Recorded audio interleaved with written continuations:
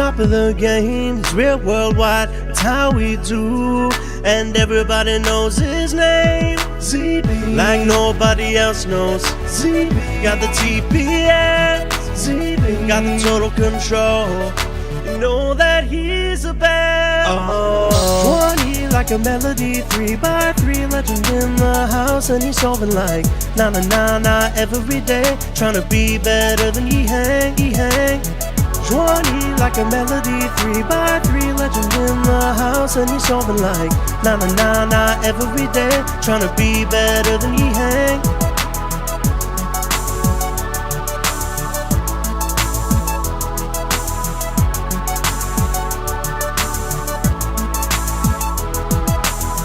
Johnny like a melody, 3x3 legend in the house, and he's solving like na na na na every day, trying to be better than he hang.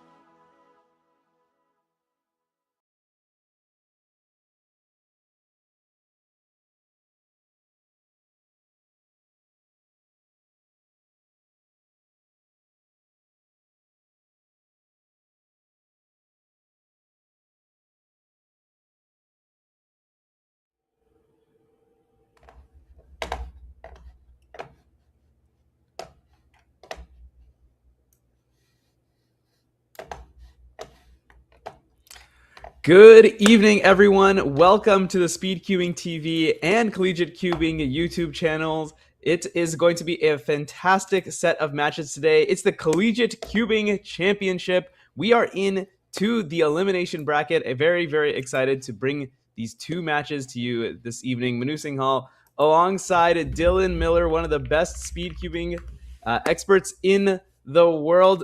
Dylan, we are so back. The dynamic duo is back once again for the first time since 2024. Could not be more excited. Dylan, how are you doing, my friend? Dude, I'm doing good. I'm really excited to see these matches. I commentated some collegiate cubing stuff maybe a year ago at this point, man, last season, and I'm ready to see some high quality solves for all these competitors showing out for the universities and stuff. It's gonna be really exciting. Yeah, dude, it's going to be just incredible. We have some of the best teams in the entire league. You know, it is the elimination. We're into the playoffs now. The big dance continues into April.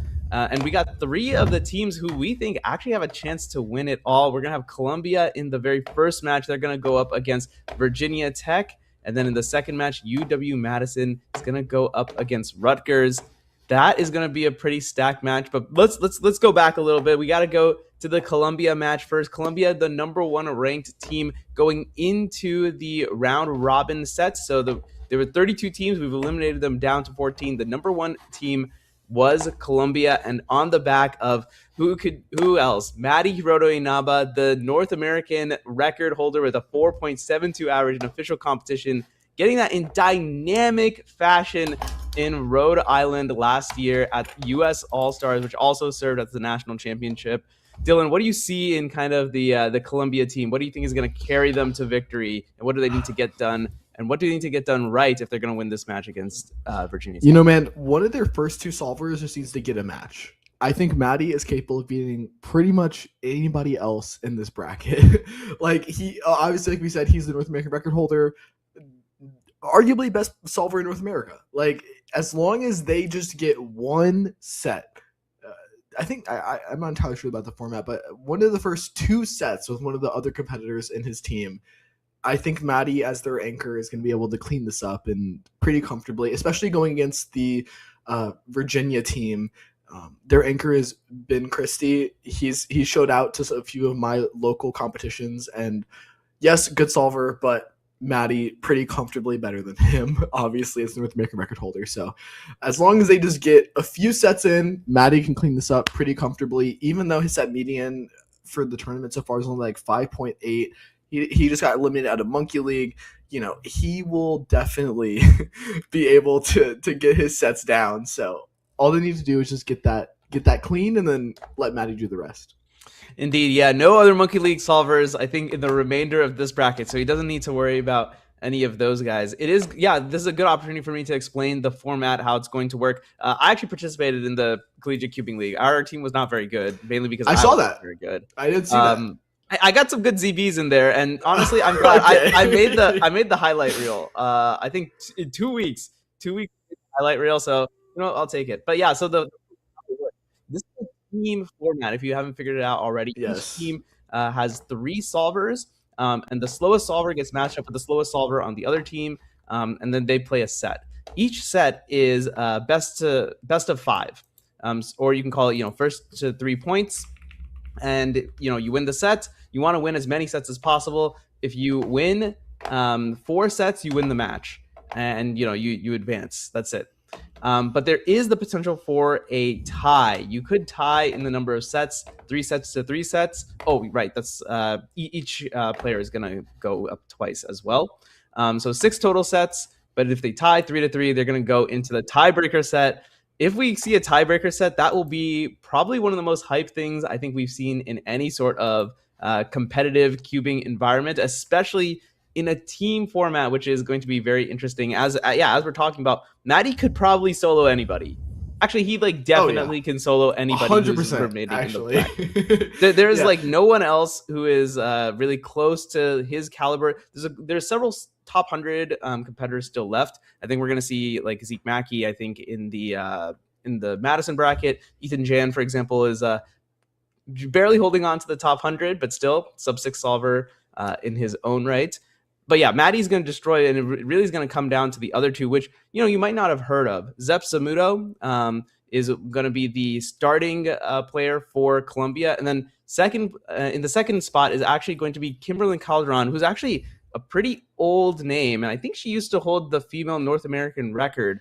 Also, I think my understanding, yes. I think Dana Yee took it from her. Okay, yeah.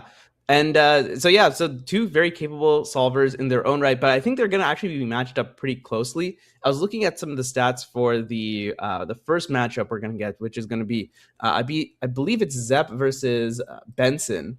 Benson having an 818 average of 5 official PR. That was actually only just a couple weeks ago at the tail end of March. And then Sepp Samuto 832. That was actually just the week before that. That'll be fun. Day. Yeah, so these 2 guys are solving quite well, and it's just a matter of fact, or rather just a matter just to see what's going to translate onto the actual field. Again, it is a singles based format, so there's no averages calculated. If one team gets 3 points in a row, then that's it. That's just the end of the set. Dylan, you've been involved in a lot of singles based formats in the past. How does the singles based format vary from the average of 5 that you do when you do your rounds? Yeah, I mean, it's pretty similar, all things considered. I don't think it's too different, right? Your mindset throughout all of these solves is going to be just do the best that you can, right? If you're in an average of format, you want to ignore the times you've gotten previously and just try to get as clean of solves as possible. So we want to see these competitors here just focus on each individual solve, get as clean of results as they can from solve to solve, and then hopefully we'll see them get some very fun competitive results. Indeed, we surely hope that the competitors, live up to their expectations. We'll be really excited if we see a sub 8 solve here, especially starting off. But of course, as the match progresses, we will get faster and faster. And then the second, you can maybe call suite of sets is going to be really interesting because that's going to be the make or break. Most definitely. And we're about to get started here. So here's Sepp. He's sitting on the left-hand side of your screen. And then we got Benson Kim on the right-hand side representing their universities. We haven't had a major collegiate format in quite some time. I remember back, we're going to go back to the old days when I was in undergrad. Of course, the boomer talks about the past. What do you expect? We got to reminisce about the past, man. There was something that was done. It was like an intercollegiate type of tourney or something, but it wasn't live streamed and it wasn't a singles format. You would just do your I think 3 people would do three averages, and then they got median or something, and then you would compare those against other schools, and then that was it. There was just like you would just do it like every month or something, and it was like a monthly contest. But there were no real stakes on that. There's not like a bracket. It's not being streamed to everybody. So I'm really excited that the folks behind the Collegiate Cubing Championship, they've done a lot of work to kind of get things kind of up and running, and we're seeing like cubing becoming more and more of like a collegiate sport. We see it in the other aspects of speed cubing through like the WCA has a head-to-head tournament now, as well as PSL and Monkey League. So it's exciting to see collegiate cubing kind of get into that groove. Looks like that was the first solve of this match coming out from Benson, starting things off. Virginia Tech will.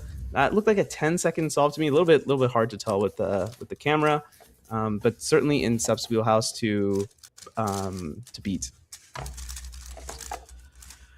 Yeah, we'll see here. Coming out from first solve from Columbia, taking some time to inspect. Yeah, white cross the choice. I think most competitors are going to be doing white yellow cross. That just seems to be the standard these days. I like the controlled turning here, even though he ended up with J perm at the end, 866. He didn't like overturn it and try to just blast through like like your typical blue collar solver. Just kind of going through and making sure that you get the result that you want, because you know that all you need to do is beat a 10. So you don't need to do anything crazy there. Good solve from Sepp to take the first point. Manu, I hate to call you out here. That was a T perm. He did a really cool. That was a T trick. perm. He does the U F prime L prime UL solution. That was really, really nice. And unfortunately, yes, like you're saying, very controlled TPS. But when you're turning at a very controlled TPS, you're at the mercy of the cases that you're getting. And that last pair that he got there was unfortunately a slightly longer one. There's nothing you really do to avoid it. There's no other alternate solutions he could have done. But 8-6. Right in the wheelhouse that he wants to be in. Dude, call me out all you want, because that's why like I'm sitting here and I'm not competing in this. That's great stuff. Alternate Alex are really cool. Oh my goodness. Nice little U perm there. Just a fluid solve all throughout. 778. That's great. We want to see sub 8s coming out from these guys. Yeah, the solve is really, really clean. I mean, like, pair-to-pair, transitions are clean, nice COLL into U-Prime plus U2. Like, this is exactly the type of pace you want to be on if you're Columbia. This is very, very solid. These scrambles looking pretty decent, at least from what I can tell for white-yellow. Looks like Benson is going to choose the yellow cross. Can he get it done? Didn't quite look like it. Yeah, that's going to be a 9-second solve. So Columbia is going to take 2 points to 0, and now Virginia Tech is going to need a reverse sweep in this set if they're going to be up. Yeah, Columbia putting the gas on early. Yeah, from my understanding, CCC is going to be a first to 4 format, actually, so it's best of 7. Oh, okay. Yeah, but Virginia Tech, from their leading solver here, we want to see a little bit more controlled turning. Seems like maybe slightly nervous, turning a little bit too fast. The pace isn't great. Pauses between pairs. You need to clean that up if you want to make your way back in this set. Of course, nerves are always something you need to manage as a solver at any level, and certainly not very easy when you are representing your university and such. It looks like there may have been either some sort of mistake or some missed pair during F2L. And we're gonna get another 9-second solve, 967. So kind of needing Sepp to make some sort of mistake here if Virginia Tech is going to take this point. Yeah, too many U moves trying to transition between pairs. Similar problems from the first 2 solves. Transitions aren't great. Need to be able to clean those up. Find those pairs a little bit earlier on. Recognize them coming out of slots and all manner of F2L look ahead positions. You can't just rely on the pieces being right in front of you. Some nifty stuff coming out from Sepp here, especially on those first several pairs. A little bit, that may be the mistake we're looking for. That's actually still going to go for him because he's going to get 9.4 with that +2 versus the 9.6. So Columbia is going to take the first set here, even though, Sepp turning a little bit slower and, making that, +2 mistake there. Just a 3-0 clean sweep. Yeah, in comparison to the first few solves of this set, the look ahead wasn't as great, right? There was very bursty TPS plus some pauses, and that led to some problems here. But very fortunately for Columbia here, it didn't really lead to too much time loss, right? Just from a coach's perspective, right, we would want to see those solves be a little bit more fluid, solves be a little bit cleaner, but even still, with that +2, you're still getting that solve. That is a very, very fortunate situation to have there for you. Most of the times the +2 is just going to be detrimental. There's no way you come back from that. And Columbia manages to take it out there on a clean sweep, 3 solves to 0. Yeah. I mean, just good stuff there. And I guess if you're Columbia, you were saying at the jump, Dylan, like you want your first 2 solvers to grab sets, and the mission already accomplished there. So, I mean, if Kymberlyn can get this one, then they are solidly in the driver's seat. We're probably going to need to see something, similar to what happened to Matty when he was going against Timofey. Not able to start the timer, stuff like that would probably need to happen in order for Virginia Tech to be able to claw back into it. Man, too soon, dude. Too soon. Yeah, a little too soon. I didn't even watch it yet, so you kind of spoiled the Monkey League for me. But I mean, it was just gonna be tough. There was basically no way for Matty to make it out of there. Yeah. And like you said, he doesn't have to worry about any of those very high-level competitors. Matty cannot start the timer on 3 solves and probably still very comfortably make his way out of a set. So, we're hoping that we see some really good times coming out of him. But, every solver here gets 2 sets to compete. And, like we said, as long as one of the 2 solvers grabs a set in one of their 2 matches, they're in great shape. There's very few people in CCC that can match up with Matty. So here we go. Yeah, Kymberlyn is going to start the second set for us. Liking kind of that bursty TPS. Looks like kind of locked up a little bit at the tail end of OLL. Not a fantastic solve for her. 8:29 is the time to beat for Khriz Medina. Yeah, the solve is relatively clean, right? Bursty TPS, there's a few pauses. We saw with the last solver, like, yes, you can get away with a few bursty pairs plus, like, recognition pauses. For Kim here, I think the solve is okay. Clean up some of that turning accuracy. You're going to be great. That solve is closer to 7.5 than it is 8.2. Here we go. Khriz now, unfortunately, messing up cross MTU to M2. That's basically going to spell the end of this one. Yeah, as we just wrap up PLL here, just put the solve behind us and let's just move on to the next one. 12 seconds here. He's going to start the next solve here, but Columbia's up 1-0. Yeah, most definitely. You just want to put this behind you. You mess up cross. You chalk this up to just like an absolute mistake. Mistakes in solves, especially in high-pressure situations, like you can't let them affect you. You recognize, hey, I did this wrong. I'm going to fix it for next time. If I clean up some of these things, my solves are going to be cleaner. And hopefully, we have a better shot at winning this one. That start there just instantly sold it for him. You got to listen back to some of your own commentary, dude, during your round. Could help some of your solving. Like that.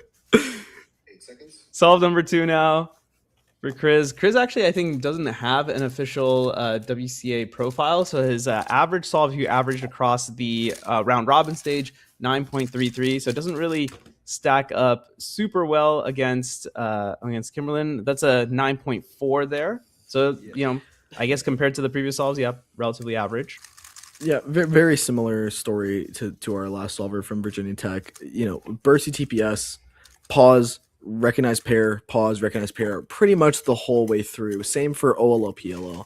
You just want these things to be a little bit cleaner, right? So potentially turn a little bit slower. Maybe there's some active work that needed to be done in actual look ahead or maybe prediction from OLL, PLL, F12 to OLL, stuff like that. But, putting himself in a better spot than he did last time. Certainly, yeah. Also starting the solve this time as opposed to going second.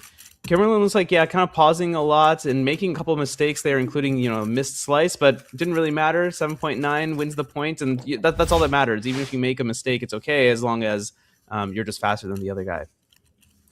Yeah, I mean, similar stuff as the last time. Only 0.3 off for Kim. I mean, OLO, slight lockups, like the Yogg's a little bit long. You do get that U-perm here. I don't think the U-perm necessarily saves her.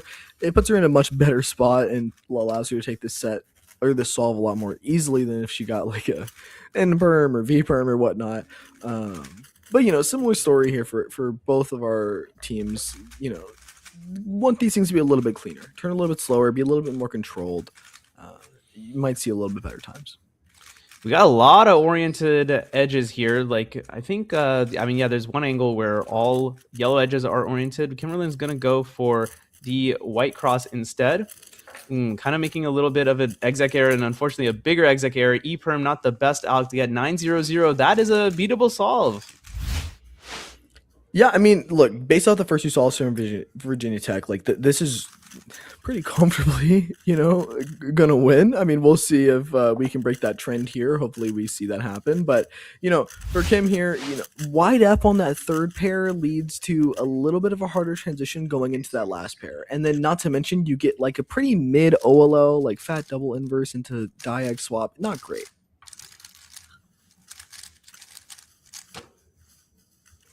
And let's see what the time ends up being here. 8.4. So that is the first point that Virginia Tech is going to grab in this one. It'll be 2-1. Great work. Grabbing even 1 point against this stacked Columbia team is certainly no small feat. Good work here. I'll take some blame for the commentator's curse here. Okay, 8-4. Similar story. The thing is when you're pausing a lot between pairs, and from these competitors, they average like sub 9, mid 9. The pauses aren't too long, but any pause is going to lose you time. And so the efficiency of the pairs when you're not influencing these things is very, very important. And on that last solve from Virginia Tech, it was just a lot more straightforward, a lot more efficient, clean, allows them to get that win. This one is a lot smoother. It's still a little bit pausy. Nice OLL there. Going into PLL. Overall, a much better solve, and the time reflects that as well. 8.03. That's a whole second. That's actually way more than a second cut off compared to the first several solves. So this is a good comeback. At least put yourself into the match. You see that smile from our Virginia Tech competitor. Like, this is exactly what I've been saying we kind of need to see. The turning's a lot more controlled. The pace is a lot better. The transitions are better. And you believe it or not, you turn slower, your solves are faster. 8-0. Kymberlyn's turning pretty fast herself. Not too bad transition to big lockup there. It didn't cost her the solve though. 7.29. All the good work that she put in at the front end of the solve really paid dividends here. Even though she made a mistake, she's won the set. Now Columbia's up 2-0. That's a pretty commanding lead at this point. This is great from Cam. Bursty TPS, no major pauses. Lockup in PLL here is the biggest time loss. This solve is on pace for probably like 6-7, if you will. Like, this is pretty good. This is pretty good. And, comfortably taking that set. Very happy to see that. And now you've got your anchor coming in from Columbia. You're already up 2 sets. We talked about how this is kind of all you really need. Shout out Ben Christie from Virginia Tech. I've been to comps with bro. We've played poker a few nights. Like, great guy. Taking a break from Cuban for the last few years. Matty should pretty comfortably take this out for Columbia here. So, we'll see how it goes. Anything's possible. Like you said, we've seen Matty not start the timer, have problems. All manner of things happen, and even in CCC, I've seen a bunch of very interesting upsets. So we'll see how it all plays out. Look, in a format where even I can get a couple points, like literally anything can happen. So let's see. That's very true. Let's see what Ben can bring to the table here. 7.77 official WCA average. That is actually over 3 seconds behind Matty's official average, which is kind of crazy. Z-perm to wrap things up here, 8.07. So as long as Matty starts this to solve and his cube doesn't blow up, he should be good to go. And we're just about to get started, and we're about to see Matty's first solve in this bracket of a CCC Season 2. Honestly, this is pretty clean from Ben. It looks like he did 3 last layer. He did like F inverse on like that S sexy sledge alg into T COL PLL. I'd be interested to see how the rest of his solves go because that looks pretty clean. And on the other side, we just see a classic Matty solve, like just amazing turning all throughout. He's in a league of his own. That's the first sub 6 solve we've seen. 5.76. I mean, what first sub 7 we've seen too, by the way, just to clarify. Yeah, no, obviously Matty, CN solver, has the ability to get a lot easier cases. This is pretty lined up with his median so far in the CCC tournament. You can tell that he's not very happy with this, right? The thing that we always talk about with Matty is that his turning in competition can be a little bit inaccurate. And you'd be surprised, especially at Matty's level, how much those tiny little turning lockups really affect your time. I've noticed this in my own solves. And, if he just cleans up some of that accuracy, the solve is closer to like low 5 than it is 5-7. Yeah, and almost effortlessly at that. Yellow cross now. I mean, the first two pairs just disappear instantly. Matty with one of the best transitions from OL to PLL in the entire world. 5.28. Another fantastic solve, marred by just a few lockups here and there. And that's beautiful for Matty. We have a decent sized pause from first pair to second pair, but then everything after that, super, super clean. No major pauses. Transitions from OL, PLL, very, very clean. 5-2. The lockups have a lot less than in the last solve, and he's put himself in a very, very good spot to take this solve over Ben. Yeah, I mean, there's a reason why he third place at the national championship last year, the current North American record holder, one of the best solvers in the world, was invited to Monkey League for a reason. A smooth solve actually from Ben Christie, but the +2, I mean, he kind of had lost the solve probably the moment he picked up the cube, to be honest, but the smooth solving is good. That's what you want to put on display. See, this is what I was saying, right? On solve 1, Ben gets an 8-0, but the 8-0 is not necessarily what it seems like, right? Like, that pickup there loses him about half a second. That solve is probably closer to like a 6-9 than it is a 7-4, and he seems like he's in solving pretty good form, if I'm being honest. I think Ben, barring like a pretty big throw from Matty, could take a point here. Maybe even 1 or 2. I think he's solving pretty solidly, and we have a few other another set between these two, so we'll see how that goes. Exactly, yeah. It'll be interesting to see what the competitors learn from this first set and carry into the second. Unfortunately, the cube fumbles here, lost him the point immediately. I can't even really see the time. I think 8:26 is what I see there. It should be just a walk in the park for Matty. He just needs to pick up cube, solve cube, put it down in less than 8 seconds. I gotta say, look, maybe I'm glazing Ben a little bit here. That solve does not look like an 8-2. Okay, that solve is pretty solid. Big lockups in PLL, but the transitions are clean, and that's the biggest part of your solve. Like, I think Ben is in pretty decent form if he can just clean up some of those lockups. Red cross for Matty is the choice. I mean, once just exploding, but way too locky. I'm actually shocked that was 5-7. That with how locky that last layer was, I thought it was going to be way worse than that. But Matty has gotten 5-7, 5-2, 5-7 to just sweep this third set. Columbia is guaranteed to at least go into the tiebreaker now. Manu, look, yes, slightly locky, okay, but the lockups came only in PLL. Like I said, the bulk of your solve is going to be in that F2L stage, and his F2L was very, very clean, and he locks up only like that last bit of the OLL. He gets like a not great case, but 5-7 here, he's not happy with that. You have that really massive lockup, and of course, I think it's fine. Like you said, Matty has so much room to play with to get these solves on the other anchor from the other teams. Like, he can get away with this pretty comfortably and still absolutely sweep the set. The man is a cheat code. I mean, what else do you want me to say, right? Like, you got him on your team. You like unlocked. I remember back in the day, I used to, when I would play GTA 3, I would just love playing with the tank because the tank would just destroy everything. Matty is the tank right now, coming at the end of this first set of sets. 3-0 is the score. Columbia is looking good. Sepp trying to lock it in for his team. 7.95. Pretty solid solve from him. That's certainly very, very, very competitive. Yeah, based off our last set, the solve seems like it is putting him in a good spot. We got some tricky situations. We had diag pairs for third and fourth pair.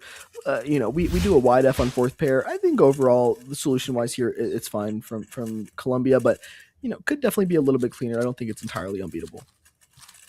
This was kind of an interesting cross because it looked like white was actually facing them here, but then like kind of almost like an X2 to kind of put it back onto the bottom face. 10.75. Columbia will take the first one here in set number 4. Yeah, it looks like there was some turning things here. From me as a coach's perspective, I would say there's some turning fundamentals that could have been a little bit cleaner on that solve. A few too many regrips, a few too many lockups. It seems like we also had diag pairs, maybe even 5 pairs on that solve. Put it behind you, clean it up a little bit, focus on just getting clean transitions from first pair into second pair, and then keeping that going for the rest of your F2L. You're going to put yourself in a much better situation. One thing I think we haven't mentioned yet is where, like what the context of this match. This is the quarterfinals. The quarterfinals have already started. Several teams have already advanced. The winner of this one, looking like it's going to be Columbia, is going to go up against OSU, Ohio State University, OHIO for anyone in the chat. That will be in the quarterfinals to come up later. +2, unfortunately, that's going to be putting your team a bit further behind. 8.9, that's going to turn to 10.9. Let's just call it 11. 11 seconds is not a particularly good time here. Yeah, unfortunate lockups throughout this solve. I mean, also wide F, some lockups on that wide F solution. This is why I don't generally recommend it. It's a little bit more consistent. Look ahead isn't as great. Rotate, solve the pair with RU or LU gen. You're going to be getting yourself a much more consistent solution. Sepp, 11 seconds is what he needs. Great pace. Based on his turning, look, yeah, I mean, he got it in the bag.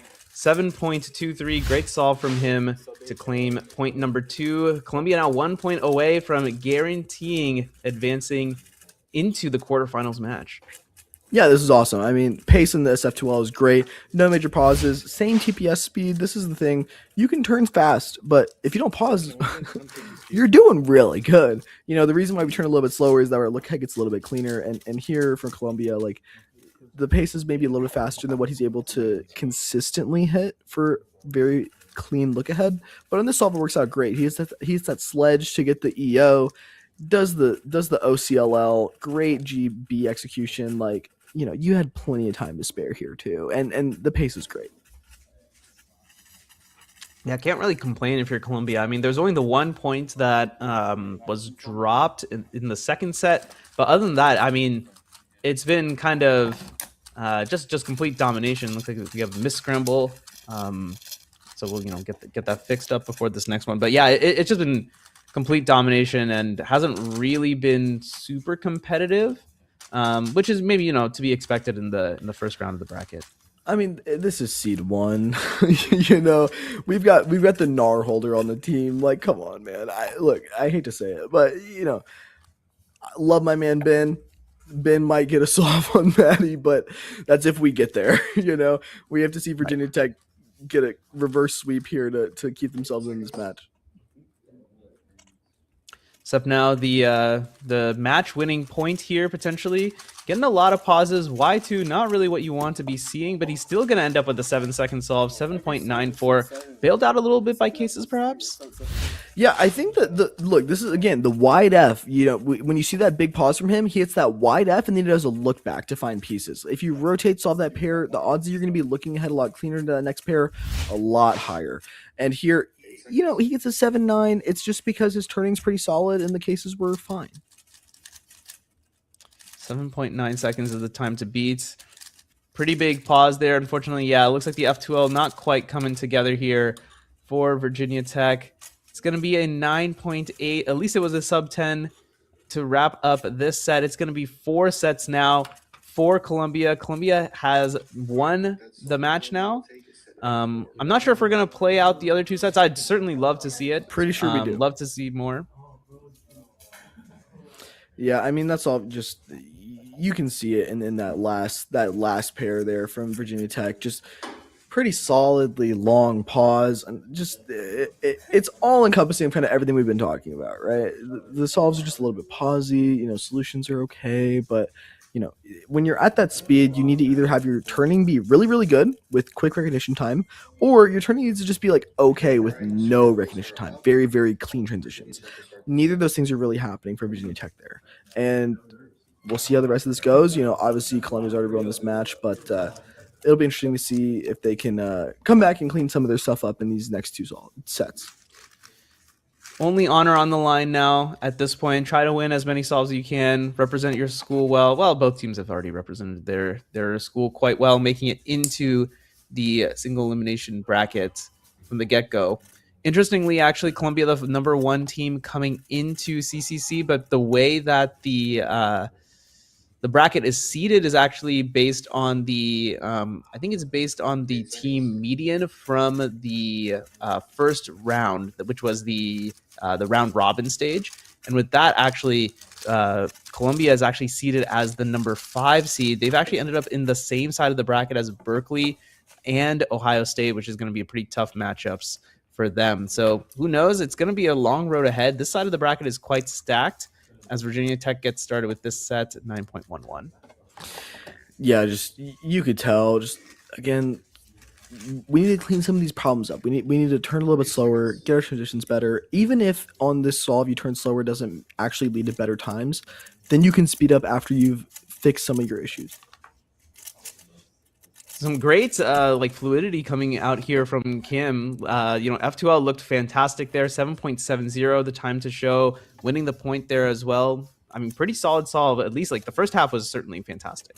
Yeah, really clean from Kim. I mean, you get that OLL. That's really easy to look ahead into PLL. Very clean, honestly. Like I think the cases were a little bit long because there was no major pauses. The turning was pretty clean, but when you're at this like sub 8, low 8, mid 8 speed, you're at the mercy of the cases that you're getting. It's whenever you get to that like sub 7, maybe low 7 range that you're going to actually be influencing the pairs that you're getting, and that's when you see some of those situations where you can have pauses and you're still getting those really nice sub 7 times. Going into solve 2 here, it feels like, Kim kind of picked her orientation very quickly. That's a good sign. That's what we want to see. That means that the competitors are able to plan deeper and deeper in inspection, which means the solves in theory should be better and better. A pretty solid solve from her here, even though it was slower than the last one, 8.22. Dylan, what did you see in that one? Yeah, I mean, pretty similar story, right? There was one pretty sizable pause. I mean, for most people, it's actually a pretty quick recognition time. But, for that third pair, we could have seen that be a little bit cleaner. And then, last pair is going to be an 11 mover. And like I said, you're at the mercy of your cases, and you just hope that you get as many 7 movers, 3 movers, 5 movers as possible. So with 8.22 as the time to beat, what can Khriz put up here? He did get an 8-0 in the last set against Kim. Looks like a 7.08 here. So so he's going to grab another point and tie up the set 1. Looks like a +2. Yeah. Oh, is it a +2? Yeah. Oh. Looks like there was an darn. OLO skip on that solve too. That's a spot where you just need to clear that up, right? Like that you can't really let those nice type of lucky situations get away from you. Here, I mean, transition's pretty solid, but we get this OLO skip on last pair. Boom, we hit our F perm. Looks down at the timer, doesn't get that last AUF move. +2, ends up being a 9-0, losing to that 8-2 from Kim. That's tough. It's tough to see the +2 switch the point from winning the point to losing the point. Basically, it's kind of like a 2-point swing, and every point matters here in CCC. Here we go. We're just going to wrap up this one. Actually, a pretty solid one. Yeah, that's a sub 8 time. That's going to be competitive as well. 7.48. Good solving from Khriz there. Important thing to mention here, there's a pretty sizable block on both white and yellow. There was a pair on yellow. We saw that Khriz took advantage of that. Kim, you see here looking at that green-red pair on yellow. That's something that we're going to try to be building off of. Anytime you get something that's pretty straightforward like that, you expect a slightly better time. Indeed, she's going to preserve it all the way into her first F2L. Unfortunately, it looks like she didn't look far enough ahead, needing to pause a little bit. And now we're going to get another E-perm here, a 9.18. Just couldn't quite get everything to line up for her. And Virginia Tech will now take a point. It will be 2-1. Khriz has gotten 2 points off of Kim, the only 2 points that Virginia Tech has gotten so far. Yeah, just lockups from Kim here. It's unfortunate. I mean, there's a lot of rotations from pair to pair. Like I said, you're at the mercy of your cases. You look ahead to a pair, it's misoriented. You have to rotate. You rotate, you do that again for 3 more pairs, and it's going to be a little bit more inconsistent from a turning perspective. It makes sense why Kim gets a 9-1 here. The lockups are really the biggest problem there. She can still clean up the set here just by putting it away right now. Looks like she's staring at the yellow cross. Really, really looking pretty deeply at that one orientation, trying to plan as far as possible. Looks like it bore some fruit here as we go into the last layer. 7.84 could have been a bit faster, but 7.8 is very, very solid. I actually love this solution from Kim. Like, looking at the pairs, everything transitioned really well from one pair to the next. Look ahead was good. Everything was relatively solid. That last layer, slightly tricky to execute, but gets away with it pretty decently fine. I think this solution is honestly great from Kim. And so, you get that PLL there. I think maybe even some OLOCP there. Khriz now, can he stay alive in this set? That little fist bump suggests so. Yeah, 7-0-0. It's 2-2, all tied up here. It'd be a great, consolation prize for VT if they can grab one set off of, a team that's looking like could win the entire tournament. Seems like Khriz here really thrives when there's a first pair that's very straightforward, right? Not to mention his last layer is F sexy F prime U perm. This is very good, right? But his transitions become a lot cleaner when there's a very obvious first pair that you can build around, keep to move very little, and then if he does that, it seems like he's transitioning well into the rest of his pairs and giving him those better times, those sub 8s. Yeah, it makes. I mean, you keep talking about the cases you get, right? And it's not a crime to get lucky. If you get an easy case, then sometimes you can just put that away without even looking at it. So helps your look ahead certainly.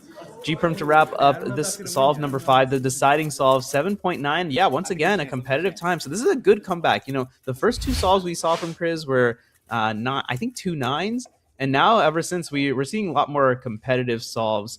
Which is good to see. We want to see the action. Yeah, I mean, very clean overall. There's still confirmation checks is what I would call them from pair to pair, where you probably could do the moves a little bit sooner. But overall, 7-9, that's super competitive against Kim. Now, in inspection, Kim was actually going back and forth trying to decide what solution to do. Looks like whatever thing she picked was the best solution there. 6.91. That is going to win the set for Colombia, stealing it out from the under the noses of VT. 5-0 now is the count.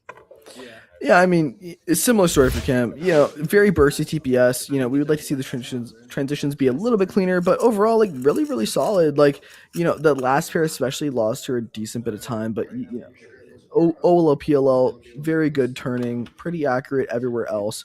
It's just those pauses that kind of ate up into the solve time overall and led to the what could have been probably closer to like a 6-5. No, it'd be +2s. Regardless, doesn't matter. The only thing that matters is the point. That's going to go in the books. 5-0 is the count now on sets. Colombia already advancing to the quarterfinal round where they will face the Ohio State University. But now on the stream to clean things up for this match here, we got Ben Christie, trainee delegate, representing Virginia Tech. And we got the hero from Hawaii, Matty from Hawaii, as he puts in all of his YouTube titles and such, representing Colombia, one of the best solvers, perhaps the best solver in North America, taking some time to figure out what exactly his cross solution is going to be. He's got yellow on the bottom at the moment, then moved away. Yeah, yellow cross is going to be the choice. Pretty big lock up there in the first half of F2L. But, I mean, the best last layer, perhaps in the Western Hemisphere, strikes once again, a 5.64. Man, it's crazy. You look at Matty solves, and you just can't believe that they're 5s. I love the man, talk to him all the time. But, oh, my goodness, that lockup, you see people get lockups, and they get through them pretty quick. Matty, it seems like you look at his solves, and it looks like the lockups are so long. And then he just cleans it up for the rest of the solve, and it's a 5-6.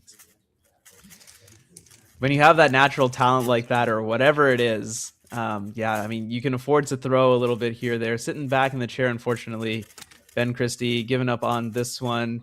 It's a tough call when you're going up against the best solver in the country, best solver in the continent. 11.69 is the time to come out for him. Yeah, you hate to see it from Ben, man. You never want to give up on a solve. Look, I always say this to people. I say this to my clients all the time. If you give up on a solve and you get a last layer skip, how silly are you gonna feel? It sucks, right? You have to always keep it pushing, especially in a situation like this. You don't lean back in the chair. You don't give up on the solve. You keep it pushing. Yes, this time's not going to be as great. You've already lost time in that pickup and that cross +1 execution, but you're going to lose even more if you don't take it seriously for the rest of it. 8 seconds. Solve number 2 of the final set now. White cross is the choice from Ben Christie. Just getting through the rest of the solve. Actually didn't look like too terrible of a solve. 7.44. I mean, that's better than some of the other solves we've seen. And, not too bad overall. Pretty clean from Ben. I mean, look, standard stuff. very solid fundamentals. No major pauses, no major lockups, standard F12 solutions, great recognition from OLO, PLO. Like, on a great track here. And if Matty plus twos, I mean, it's very possible for him to. Oh no, my God. Forget it. gosh. Just forget it. I don't even know. I was going to try and finish that sentence, and then Matty No, started you turning, and I'm can't. just like, nah, but what is speed cubing, man? What is Matty Hirori Naba? 4.63. Just an incredible solve. The first sub that 5 F2L, that we've seen. dude. And it's crazy. Matty's still locky on this last layer. That F2L is so good. That F2L is like 2.3, 2.4, and then you get like 2.2 last layer with V perm. It's soon. Transitions are great. Everything's amazing here. I really like the execution angle that he chose, where it was going to be cross in front, and then he chooses to do like the wide moves, get it on bottom. Like that's the mark of a high level solver, to be able to recognize things like that and then just turn through it and get those really, really solid times. When Matty has his tail up, he might be the most dangerous solver in the entire world. When he's turning confidently and he's turning at just breakneck pace like that, I mean, yeah, it's really tough to imagine him down at all. Unfortunately, yeah, a little bit sloppy on the turning there, but still really solid execution. 5.70. He's going to try and make that the final solve of this match here and send his team off to the quarterfinals with a bang. I think it's a pretty safe bet to say that this is gonna comfortably take this against Ben. Love you, Ben. But yeah, we haven't seen anything really come out of the Virginia Tech team that's proven that they can get something like this. Typical Matty solve, just locky in last layer. 5.7. In order to beat that, he'd have to beat his personal record that he set at official competitions. 5.82 would be that number. Looks like we're gonna miss it here, and he's gonna close things out with an 8.30. That will be the final solve of this match as Columbia wins this one in straight sets, 6-0, dropping only 3 points throughout the entire match. They are going to advance to the quarterfinals. A great showing from Virginia Tech, the number 12 seed in this bracket, advancing into the single elimination bracket. Their dance is going to end here, unfortunately, but a great showing from them. And man, what's solving from Matty to close things off. Dude. Couldn't have wanted the set to end. It's so funny on that 4-6. As soon as he finishes the OLL, he starts like shaking his head during PLL, and it's still a 4-6. It's insane. Like his level of solving. Like we're gonna get the replay again. But this is so clean. Like this F2L is so nice for Matty here. Like this is Nar pace. Low key close to like 2-3 F2L. Like you see him shake his head. That's insane doing that on the 4-6s. Like very comfortably taking the win here. Oh man, the guy is on another level. His standards are on another level. Just ridiculous stuff from Matty Hirorinaba. And amazing work from Columbia. Dylan, based on what you see there, do you think they have a chance at taking the title? I mean, dude, they're the first seed. Of course they do. If they saw what they did in round 1, like I don't see why they wouldn't have a chance. There's a lot of very interesting. The side of the bracket they're on is very interesting, where they have to go against Berkeley and UW-Madison, two very, very stacked teams, regardless of how the seeding plays out. Those teams, I think, are the biggest ones to look out for. We obviously have Ethan Jan on Berkeley, Heidi Chan on Berkeley, Calix Tang is their worst solver, right? And he's sub 8 official. So, Berkeley obviously has a very good shot. UW-Madison, from my understanding, won last season of CCC. So, they're not on the easy side of the bracket by any means. And the solving here, fine, but, they're going to need to pick up the pace a little bit if they're going to be contending with these other teams on their side of the bracket. Yeah. Actually, it turns out that UW-Madison is on the other side of the bracket. Okay. Ohio State is on this side of the bracket. Ohio State. Which is still not like a pushover because I think Ohio State got 3rd last year. Yeah. So they have Evan Wright, they have Phil Lewicki, and Jack Boning, I think. All sub 8 solvers. Phil Lewicki got 4th place at Worlds 2017. Very underrated solver, but obviously busy with his Monkey League stuff, busy with his own degree. All these people are currently in college studying. So shout out for them to even be able to make time to have these matches happen and put on a show for you guys. But yeah, especially as we're going into April, we're starting exam to season? get into like Yeah, final projects. Okay, don't get me started on the final projects. Don't even. And like we're like only 1 month away for like graduation for some people, or the end of the semester. So certainly a busy time, and it's just incredible to see the type of talent that we have like here in the States. And yeah, just fantastic solvers all around. And yeah, we're gonna bring you another match actually coming up in about an hour's time. That one is gonna be UW-Madison versus Rutgers. I'm really excited for that one because those are two teams that could win the whole thing. But Dylan, right now we're floating out in space, and it's podcast time. It's Yab session, bro. I'm so it's excited. Time for the Yab session. It's time for Dilly Dally season 2, episode 2, whatever you want to call it. Oh, I can't wait. Did the first one ever get uploaded? It did. Don't do me like that. I did post it. Okay, I edited it on my own. You know, there was no live mixing like there is on Speedkeeping TV with the Millisecond podcast. You know, we had to kind of cut your own audio together. It took you about an hour to get that uploaded to Google Drive. You know, yeah, we got it done though. We got it done. There's a few. I even uploaded a clip from that podcast on my channel. You know, so we'll see.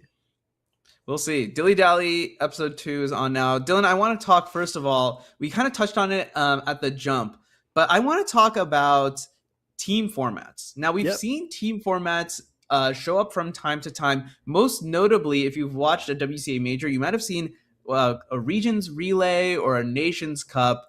And Nations Cup at Euros was incredible. Dylan, if you get to go to Euros this year, you're going to experience it. It's going to be crazy. They take it really, really seriously over there. Do.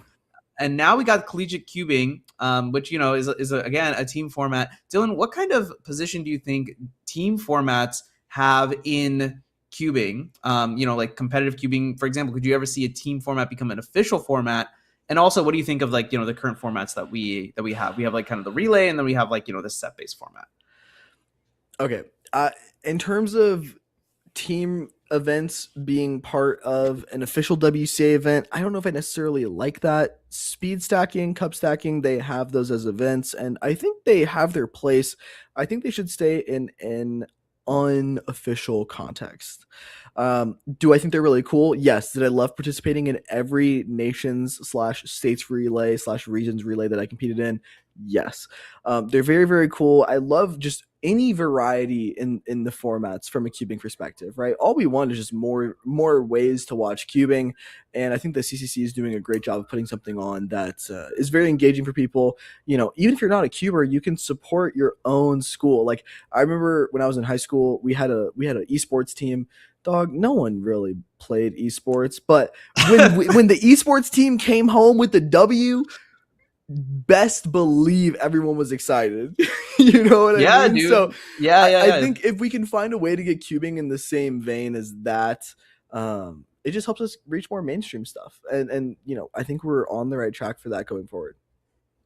Yeah, I mean, certainly I think that's the case with collegiate sports, right? Like, you can watch your like local college sport, even if it's a sport that you don't really care about, but it's always good to see the home team come up with a W, right? Because, you know, they're people you know, or like people you interact with in cubing, right? Like, you know, all these guys are going to local competitions as well. So you interact with them, see them at your local competition too.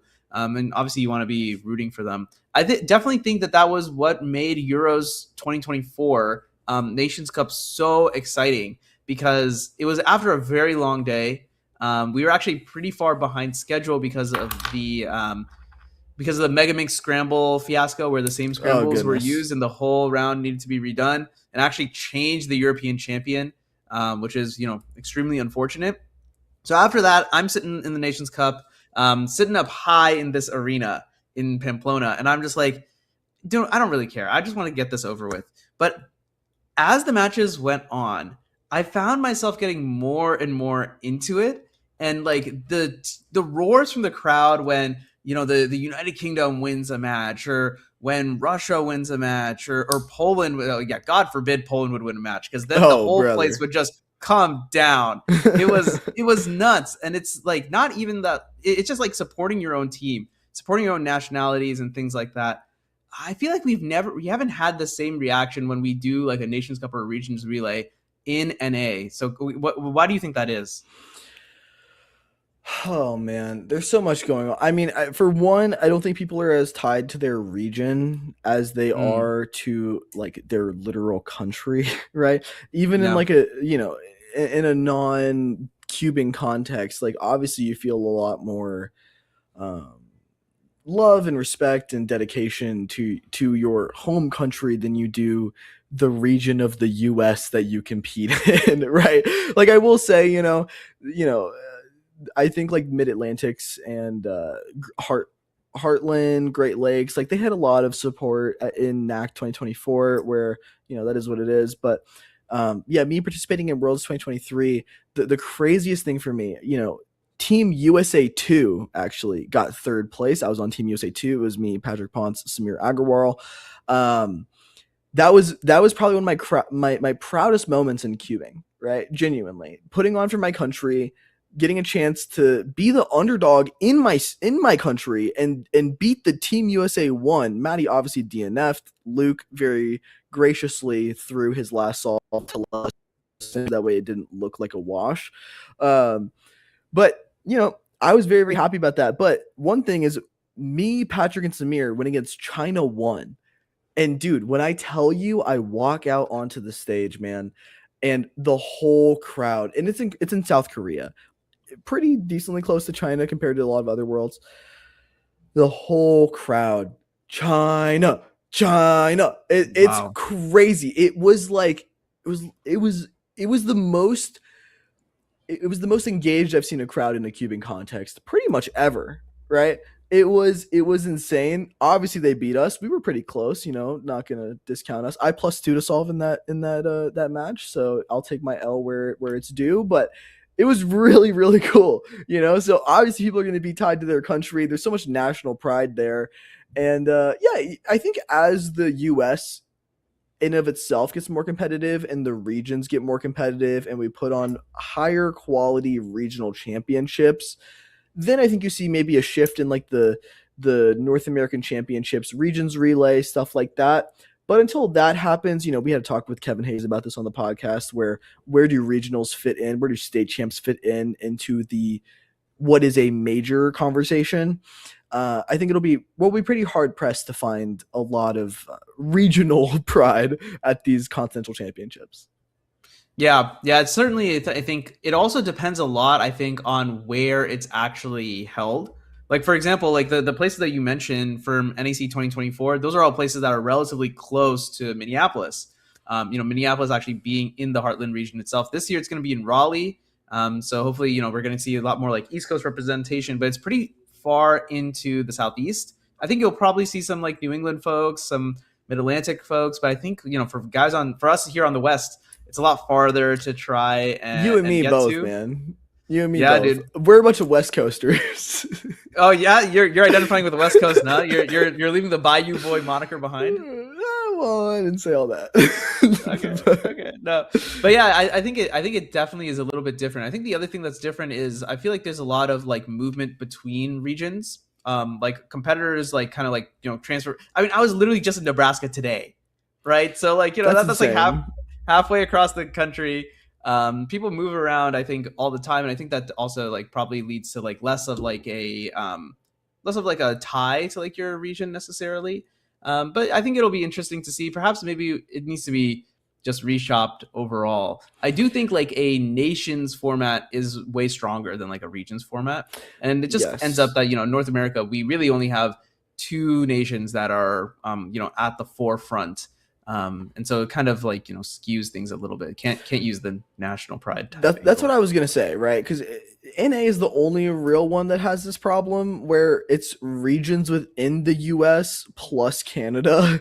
It's not like we have like BC team 1 and Quebec team 2. I don't know Canada, but compared to somewhere like South America, right, where they have like team Brazil, team other countries in South America, like it is a little bit different where there is that national pride. NA is the only real one that has this type of problem, I guess you could call it.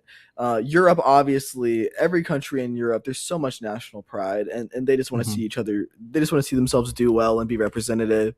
And that's always super cool to see. And then especially on a world stage, man, oh my goodness, it's crazy. Like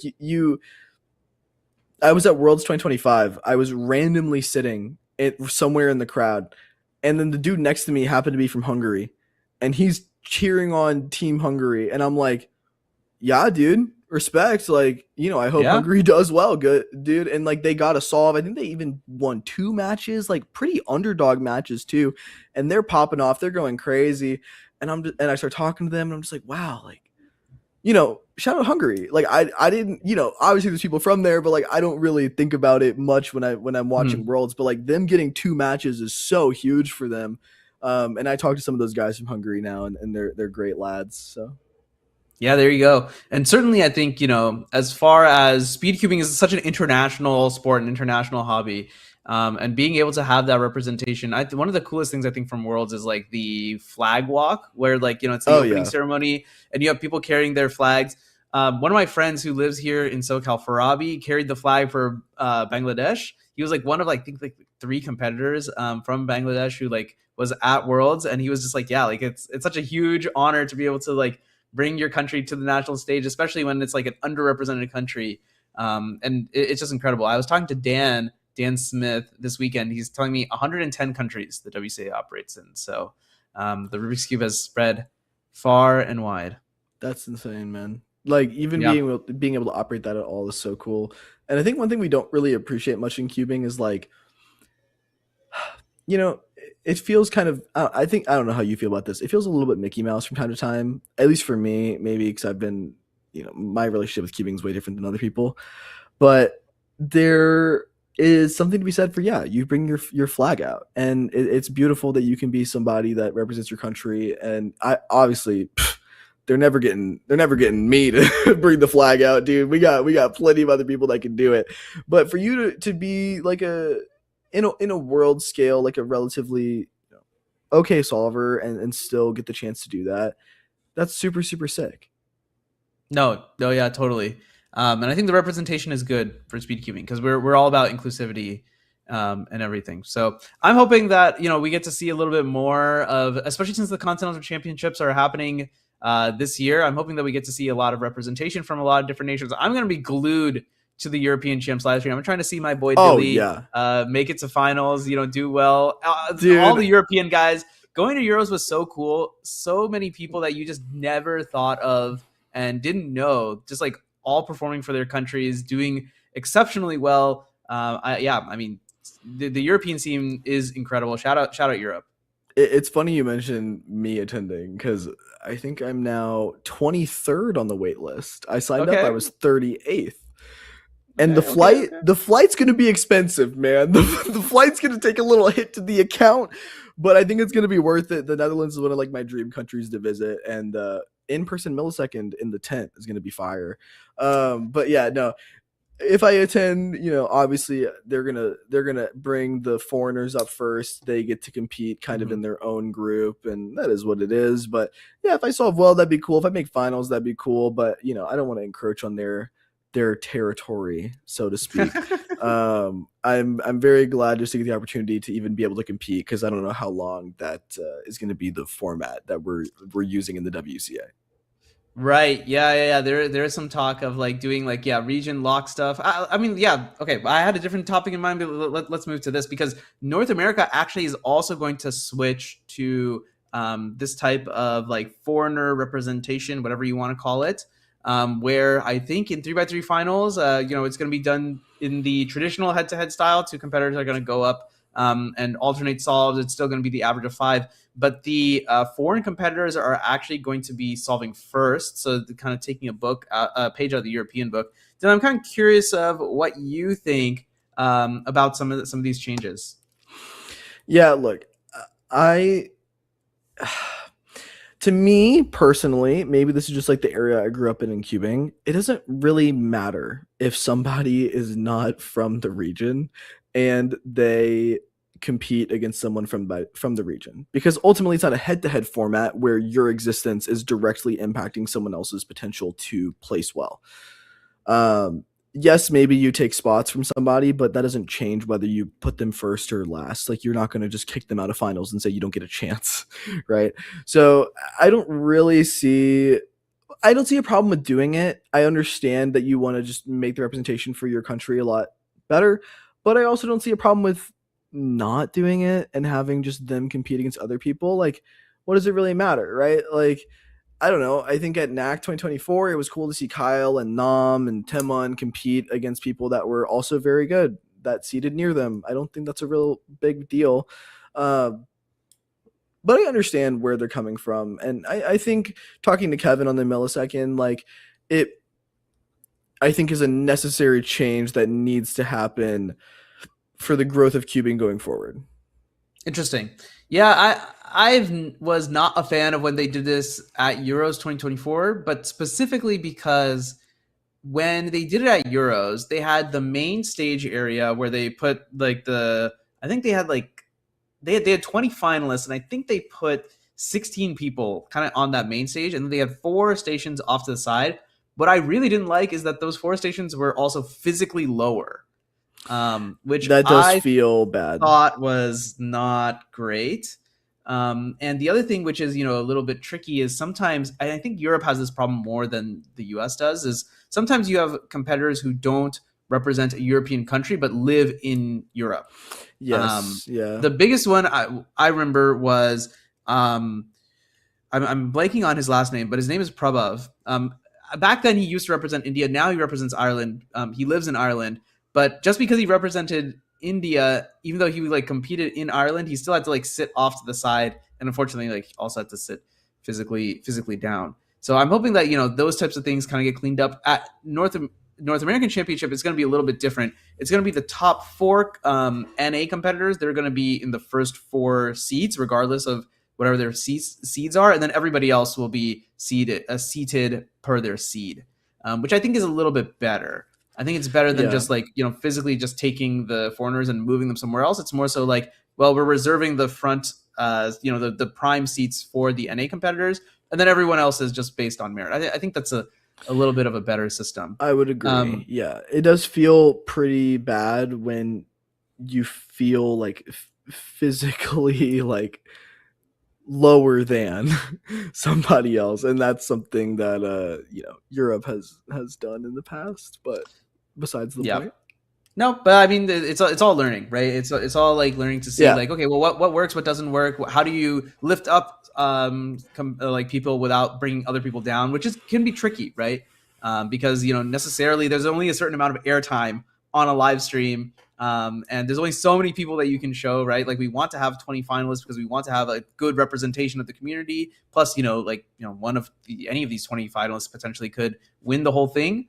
But you also need to kind of balance with trying to determine, okay, well, here's what's most important to our community. Here's what's most important to showcase. So it's certainly not an easy problem by any means, even though I've been critical of it in the past. Same. Yeah. Okay, let's move to my the original second topic that I was thinking of. I watched a video on the bus back from LAX this morning by James McDiarmid. Good video. Good video. To give you all some context for someone who haven't watched it. By the way, you should. James is uploading more and more on his channel. It's just James McDiarmid. And he has a lot of good stuff on there. So yeah, you should go watch some of his stuff. But that video talks about changing the way that we think about rankings and qualifications in official WCA competition. Basically, currently, we just take your overall PR average of all time, and we take that as your ranking, and we also use that to qualify you into North American Championship, the World Championship, etc. And the concept is to kind of move away from just an all-time best and move into some sort of weighted average, moving average, yearly average. Dilly, as someone who is, solidly in the top 50, I think you're 21 now that Yishan knocked you down a couple pegs or whatever it is. What do you think? What do you think about having a moving average, such a weighted average that kind of weights your current performance higher than whatever you've done in the past? First things first, I watched James's video. I was 25th according to his metric. below some people that Kai-Chen, shout out the 4x4 goat from Guangdong. Really? Below Kai-Chen? Really? That's what I said. I guess you do have a lot of 6 averages. That okay, but whoa. We do got to clean some of those up. We have to clean those things up. But, for me, from a very biased perspective, I've always been a guy who, when I get a result in comp that's PR, it's like huge PR. So I'm pretty anti this, but no, from like an actual spectator of the sport perspective, I think this is ultimately the way to go 100%. We talked about Michael Nielsen not being able to qualify for All-Stars, even though he was the former North American champion. If there was something to be said versus just like he didn't get a good enough scramble set in a luck-based event versus like he literally is just slower on an average per average basis, I would think that's a more valid situation to disallow him from competing in a very highly competitive situation. I think it also shows kind of what the people who are actually like tapped into the community are aware of, which is that, just because your PR is something does not mean that you actually average that or are always capable of that or are better than somebody who has an average maybe even 0.2, 0.3 slower than you at the very highest level, right? I think Riley Dexter was very underrepresented in the world rankings for a period of time. He's counted multiple sub-5s, recently just broke OCR average, stuff like that. Somebody like that type of ranking system would have shown that he was a lot better than what his PR would have led you to believe, right? So, I don't know. I think it's very good. I think we need to work towards this. I think we can even create like a pro circuit or, tiered competition format, like similar to F1 that revolves around our rankings, weighted average stuff. And I think that's a lot more representative of the actual skill level of our competitors. Interesting. Okay. Yeah. I mean, we're currently on like a 2-year cycle. You want to call it a season. Our seasons are essentially 2 years long, world championship to world championship. Of course, those are the culminating point of the season. That's exactly like, what everybody is aiming for. And I could see an interesting system where you have like some sort of circuit and then you have like a relegation at like the end of certain periods, or even like the way that they do the FedEx Cup is it's 4 weeks of golf back to back to back, and you need to have a certain amount of points in order to advance to the next stage. I think they start at 150, then they go to 100, then they go to I think 70 golfers, and then 30 make the final cut to play for the FedEx Cup. Which is like $1 million or something like that. Obviously, I'd love that kind of money in cubing. If we could just give the winner of Worlds $1 million. Just get a quick little cash infusion of $1 million. That would be awesome. We could just print it, right? I don't know what's the problem with that. But yeah, I mean that could certainly be a really interesting system. One thing I'm also curious to see is how it affects other events. My main event is FMC. And right now I'm on the bubble of qualifying for North American Championship. And the way that qualification is working is it's top 30 by average or by mean. And some people have like, really old means, and, they got like a 22 mean or something a long time ago, and they haven't competed in FMC since. And they get put at the top, like ahead of anyone who is, currently doing quite well. And of course, FMC has changed quite a lot over the past several years since Worlds 2023. So I think it would be really interesting to see how it affects other events. There's other considerations, for example, in multi-blind, if you're trying to go for the world record and it's like outside of your, you're like really like pushing like your capabilities, you're probably going to get a lot of like bad results, a lot of like DNFs, a lot of like 0-pointers, stuff like that. So I'd be curious to see how these things are adapted as we go forward. One thing I'm actually really curious to hear from you about is James had a system where the averages, well, first of all, the averages got turned into like some like arbitrary like Kinch like score. And then from the score, there were modifiers that were applied to the score based on what type of event they were at, if there was a final, if it won the final, world record, things like that. Curious what you think about some of these modifications, Dilly. No, I think they're very good. I think the situations in which he's talking about sending to the waiting in certain spots make a lot of sense, right? Like you do want to, you want to value somebody's clutch factor, somebody's like Mhm. ability to perform in a final, the amount of records they're getting, et cetera, et cetera. Like that is kind of what you would want to be doing. The actual like specifics of the way that he's doing it, I think maybe are a little bit overstated. Because I think in his video he said like Timon getting world record average in Worlds final and winning was like 17% better, which actually I don't necessarily disagree with too much. Yeah. Like that feels like that's like about a 17% increase from like a standard comp round. Yes, still, 17% sounds about right. Yeah, 17, no more, no less. Yeah. But yeah, I don't know. I agree that there need to be modifiers. I think waiting in certain spots is good. The thing is I think he was saying like every final, like your results in there matter. I'm from a region that's not very competitive. And yes, if I win a final, it's like, oh, whoop-de-doo. Like if I don't win a final, it's like a catastrophic disaster. Like I broke my hand and like couldn't to compete. But, you know, I think from a region that's a little bit more competitive, maybe that makes more sense. But I don't think everyone values like a local comp final to the same degree that they would like a continental or regional or anything like that. So I think in that sense, maybe it's a little bit overstated.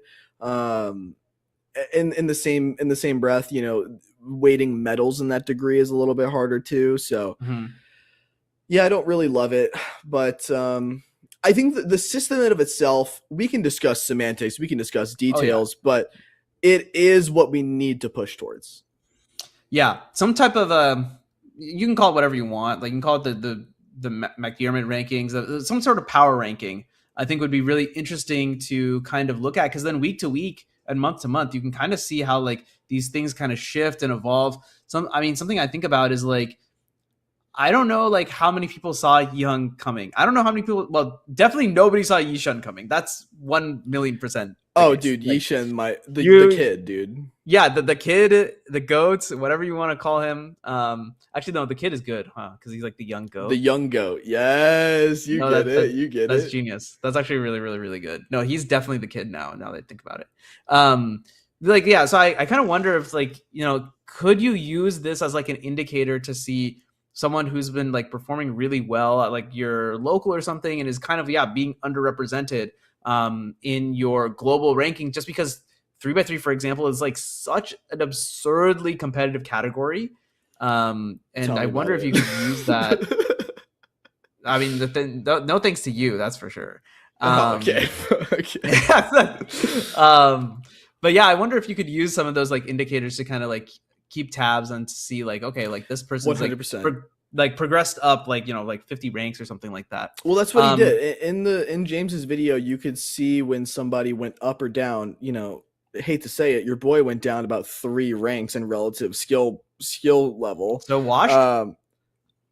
Unk is washed, bro. I mean, like, yeah, you've seen the comp recaps, bro. Like, you know, we're not doing good. Like, yes, understandably so. I should get kicked down about 3 ranks at least. Yes, I'm washed. You know, obviously we can always jump back up, but yeah, I think the arrows indicating where someone has fallen or risen is really important for someone who's not able to degen stock live at all times. You know?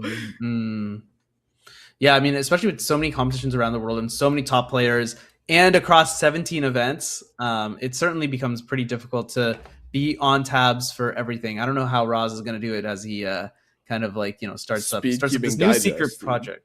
Yeah, it'll be exciting, but in order to see it, you got to get this channel to 10K subscribers. Okay, I want to go back to one thing before we take a quick break. Tiered competitions. I think that's a really interesting idea. And actually, if you look at fighting game tournaments, they do exactly this thing. They have like their majors, their super majors, they're like A class events, B class events. And we already have some sort of like, you know, tiering as is. You got your typical local competitions, then you got your, you know, your regional championship, which is, you know, akin to national championships in most other countries. You got your continental championships, and then of course we have the world championship, where it's like, you know, the level of prestige, the amount of effort being put in to each of these stages is different. And I wonder if there's like a way to kind of like encode some of this, you know, tiering that we already have when it comes to results, and kind of like have some sort of system where you kind of like progress through the tiers even. Something like that I think could be really exciting. I don't know if you have thoughts on this. No, I think this is really good. Do I have a structure in which I would recommend the WSA implement to do this? No. Like that is not my forte. I am just a man that makes suggestions with no implementable solutions whatsoever and expects the problems to be fixed. But Excellent. no, I think it's cool to do tiered comps. I think like it more expressly categorizing them helps. Just first things first, start categorizing them, and then you can start implementing like the outside things of like, okay, who can compete in these, what age do you need to be to compete in these, stuff like that, etc., etc. Right. But first things first is you need to formally recognize different tier to competitions. What is a state champ? Is a state champ a tier 1 comp? Do you like maybe in current iteration it's not, but is it going to be in the future? If you want it to be in the future, do you just start calling it that now? Do you call it tier 2 and then say you're going to bump it up to tier 1 later on? Like these are all questions that need to be answered. I would say every continental / obviously worlds is going to be tier 1, but let's say you're in a region that's very competitive. Like, dude, the West is very competitive, bro. Yeah. I moved out here. I moved from one of the least competitive states to the most competitive state. Okay. Like I've realized this the hard way. Do we call like Super Duper San Diego a tier 1? Do we call Western champs a tier 1? Do we institute a committee that determines what's a tier 1 comp, what's a tier 2 comp? Like I would say I've been to some regionals that are more competitive. I think California championship, if that exists, is more competitive than like Rocky Mountain championship, right? Like that is like, so but it's like, but off merit and size, do you just call that a tier 1? No, I don't think so. Right. I think you base it off the competitiveness of it. And so you need to institute a committee that's going to be able to make that decision on a case by case basis. Right. And it's not, it is demonstrably and empirically a hard problem. There's a great video from this channel I watch. I watch a lot of Melee content. And if you've heard this channel called Turn Down for Walt. Oh, you're the GOAT. Fantastic channel. We need someone like that in cubing, in my opinion. Shout out Walt. Love your videos. He has a great one on like what makes a Melee major, and there is no good definition. And so because of that, there's like some competitions or some tourneys that are like really competitive, but because they aren't classified as the major or super major, like people, it just like flies under the radar. And because the way that Melee does its ranking system depends on the classification of each event, it kind of like complicates like, okay, well, this person, I forgot who won the one specifically. I think he was CEO. That was like not a major. It was not classified as a major, but it was like just as difficult to win. I don't know if it was HBox or if it was Wizzy maybe. But it's like, how do you put this on the profile of this competitor? And how does that kind of translate over to like their overall skill or whatnot? I think it's certainly a very hard problem, but I think it is one that cubing is ready to start to address, especially as we see the level, like the difference in Cuber is, I think, pretty similar between top level and like newcomer. To me, feels very similar to something like Melee, because you have people who just like pick up the game because they are like, haha, I love Pikachu, or I like Kirby or whatever. And then you also have people that are like, man, Steve is the worst character ever because he has like, I don't know, like frame 6, whatever, and cheats. He does cheat, by the way. I think Steve makes Ultimate definitely not very fun to watch. And so I think it's about time for cubing to start considering that. And I think I like your suggestion of maybe we start categorizing the events now and then go back and say like, okay, well, maybe our categorization was wrong, and then let's adjust the categorization before it actually has actual effects. I think that makes a lot of sense. Yeah. I mean, I've been saying we need like a committee of top level solvers for misscramble purposes to determine whether a misscramble is a valid or close enough analog to the real scramble to whether or not it should be allowed. I think that's the best way to approach it, but I understand it's a lot of work and a lot of top level cubers are boring and lazy and don't want to do that. So, whatever. But the same thing is true for, if you reach out to a bunch of top level cubers, I think the consensus on what is a tier 1 versus tier 2 is pretty set in stone. Putting in very rigid regs for what determines that, I don't think is fair to every competition, and that's where like there's a lot of subjectivity and case-by-case basis stuff that needs to be worked on. Like I think any comp in China is low-key a tier 1, like just straight up. No, China is built different. I mean, if you look at the other thing is like it varies from event to event, right? Because you can have a competition that's really competitive for like 3x3 or something, and then you can have another competition that's like really competitive for like multi mayhem that happened, or the very first weekend of the year. You look at that by all the other metrics, it's like, oh, there's only 20 competitors. It's like not really of like the least popular events in the WCA. But then if you look at it specifically for M-Blind, it's like, okay, well, M-Blind, this is probably an S tier event. This is probably like just as competitive, if not more competitive than Worlds. I mean, Andrew Tao, who won it, was like, I'm much more proud to win this than I am to win Worlds, which is kind of insane, right? So maybe it makes sense to have it be a little bit more subjective. The way that I think Melee does it is that they do it based on number of attendees and also the number of top players who, I think like the number of like top 100 players who are in attendance, something like that. Which is certainly a good start, but then I think you're right, like misses out on some particularly like edge cases. And yeah, of course, across all 17 events, I think is also very hard. Yeah, I mean, loads of cool stuff. Dilly Dally podcast number 2, not as long as the original. First one was like 2 hours. Yeah, dude. I had you yapping for a minute. We flew through that one. It did not feel like 2 hours. I mean, TBH, this does not feel like 45 minutes or whatever we've been yapping for, but we need a little bit of a break. And I'm sure you all are a little bit bored. You're like, I tuned in for CCC and these guys are just going on and on. They're not bored, dude. They love it. They love us, dude. What is it? The Manu second, the plus Miller, what do we want to call it? Dude, dilly dally, whatever you want to call it, man. They love it. Whatever you want to call it. Look, I'm always down for a yap session, especially with my boy Dilly. It's been a good one. I got to go to the bathroom. I got to get some water. And we have more matches to come up. Chat, get some snacks. Exactly. No, this is a good opportunity for you to get some snacks. And actually, we're going to cut back while we're on our little break. We're going to bring you back to actually a great moment of one of the hosts, and I'll tell you what, it's not me. Dude, no, we're gonna watch some CCC Manu highlights. That's what we're doing. You can watch that.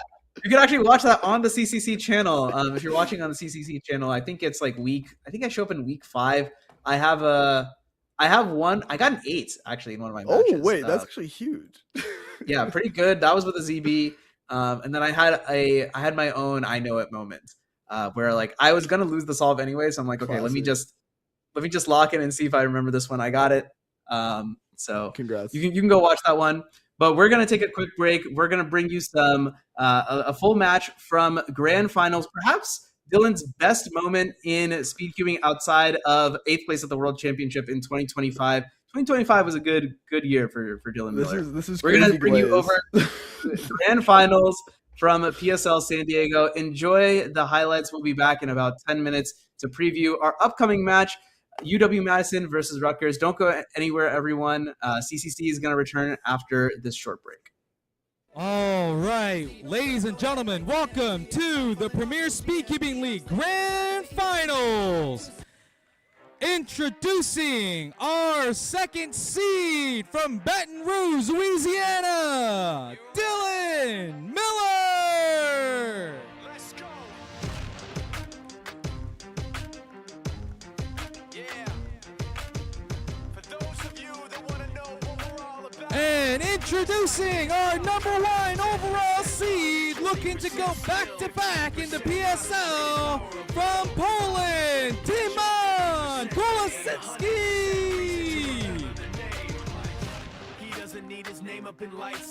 Competitors in this grand finals is going to be best 3 out of 5, first to 3 sets. You are each allocated 1 2-minute timeout with a 30-second set break in between.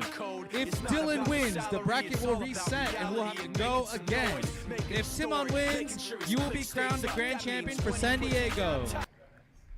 Yeah, I mean, in the last one, getting that 670 after a weird error, but looks like he got to ZB pretty quickly, recognizing the soon ZB with no problem. 5.35. The solve was not pieces, perhaps. Taking all 12 seconds of inspection and got to OLL extremely quickly. This is a 4.81. Amazing one can find a more efficient solution. It would be Timon Kolasinski. Here we go. There's that ZB now. 5.20, not good enough. And all of a sudden, we are 2-2. Very similar to what he found in that last solve. If he wants to get a chance at resetting the bracket. 4.57. Oh my goodness. That was some kind of skip and all happened in a flash. Hey, like I said, it's not a crime to get lucky. Someone was going to get some kind of skip today. Can Timon beat 4.5? Even the wizard himself, not enough. 6.36, and Dylan Miller again solving well. You just want to keep going.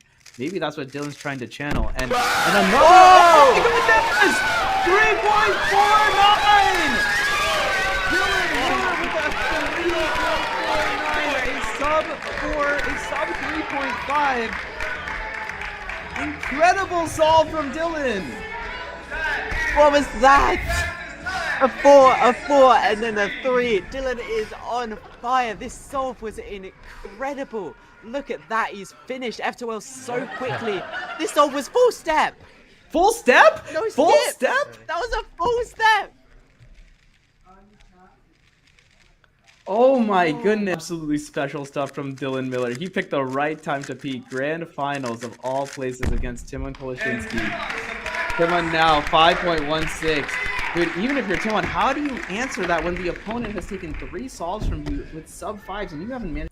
Can Dylan convert? A big opportunity for him. 6.78 to beat. He's had some pretty good turning and a very solid, very, very easy ZB there. 5.33.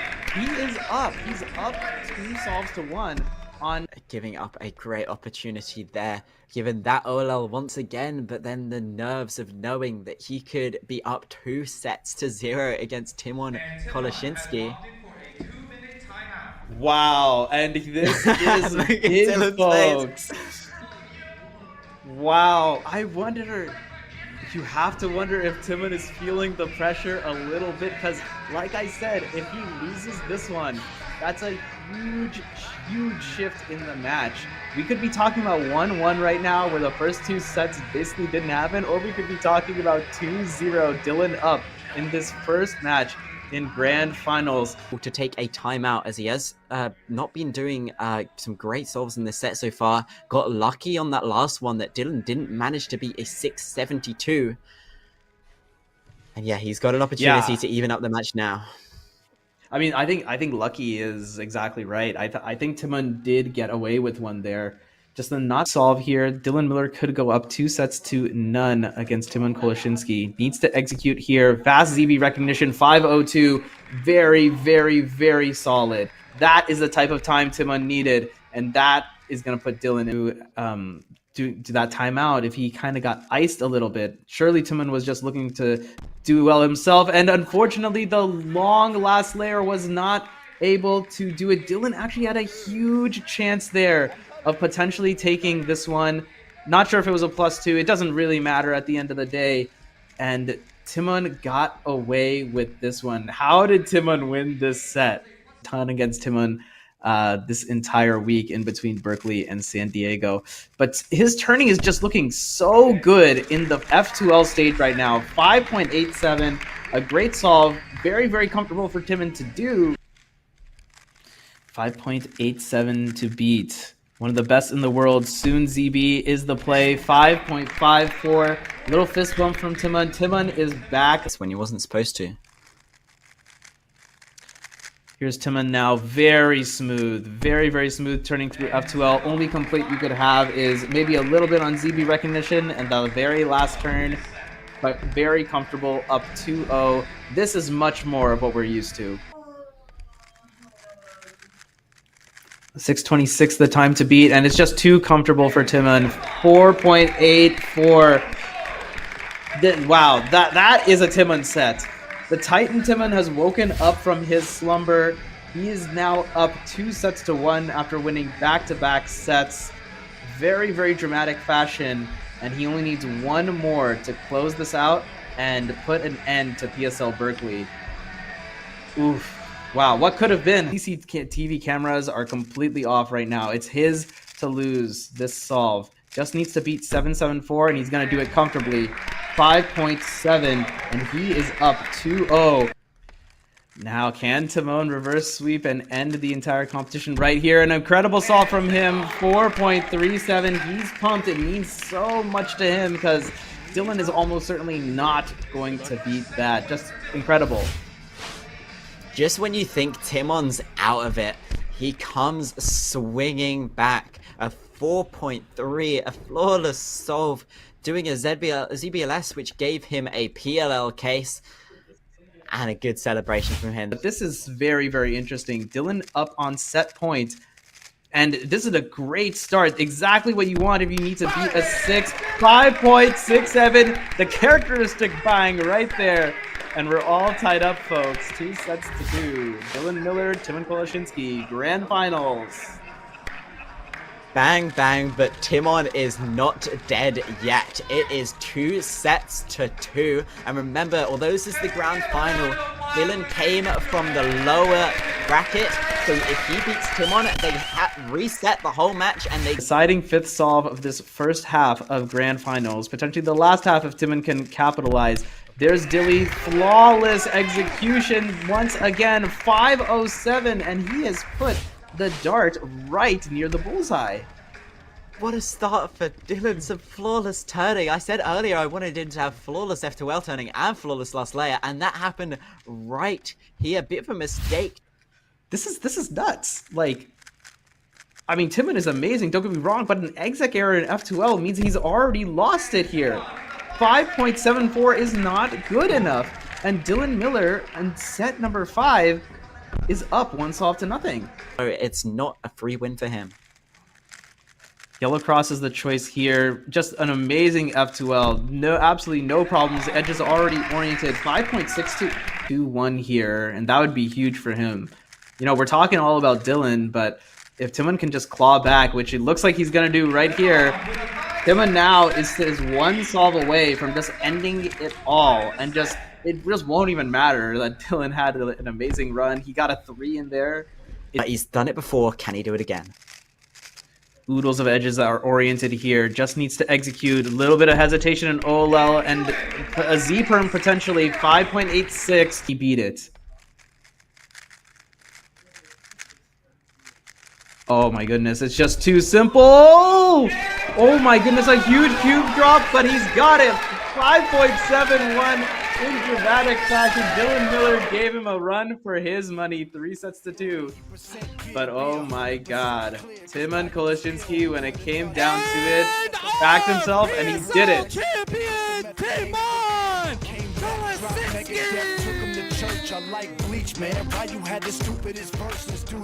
Just when you thought it was over. Wow. Just amazing. Here's the solve that won it. Go for it, Chris Mills.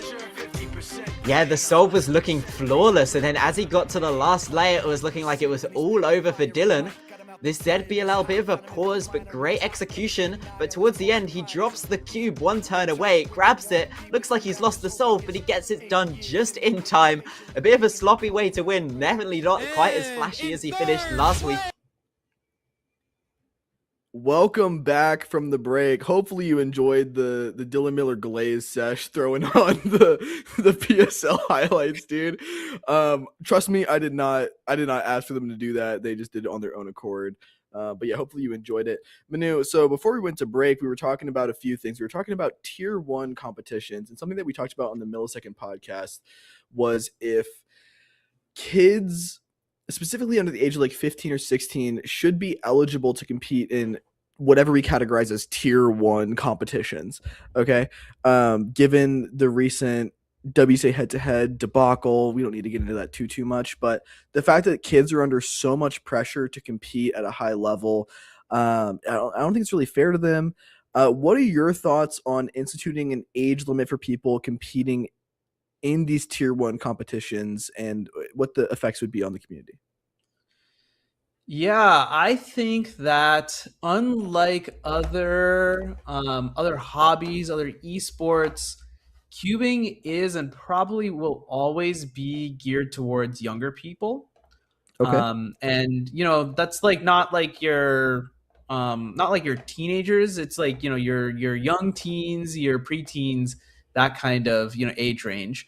And I think that an outright like ban / age limit might not be super productive. But one thing I do want to see, and I think you guys talked about this, is like an age division where you have like the junior division, and there's like, some limit or something, and then at some point you transition into like not a senior division, but you can call it like the pro division or something like that, the intermediate division, whatever it is. And you hold like different, basically like you compete for different titles. Somewhat I think chess does something similar where like if you're a kid, you can show up to a chess tournament, but I think you get put into like a juniors only bracket, which then maybe makes the competitiveness a little bit different. I guess it's still like the kids going up against the kids, and that's kind of leading to like some of the pressure cracking that we're seeing at the moment. But I think that you could, I think like an outright restriction on who can register for a tier 1 event would be tough. Either that, or I think that limit would be like pretty young. It would probably be like something like 8, 9, 10. And at that point, I don't really know if like an 11-year-old is that much different than like an 8-year-old in terms of being able to like go up and compete on the world's biggest stage with the most pressure. Like, you're telling me that you were the same level of maturity, like you could handle losses. Well, I've been the same level of maturity since I was like probably like 3 years old. Oh my gosh! Let's be honest. Shut up, dude. Okay, fine. No, fair enough. No, that is true. Like young kids do develop like a lot in terms of maturity from year to year. Yes. Yeah, definitely. Every year is a lot different for little kids than it is. But I still feel that, I don't know. I think it would be tricky. At least I'm not an immediate fan. I think I want to hear your thoughts because I didn't listen to this part of Millisecond from last week yet.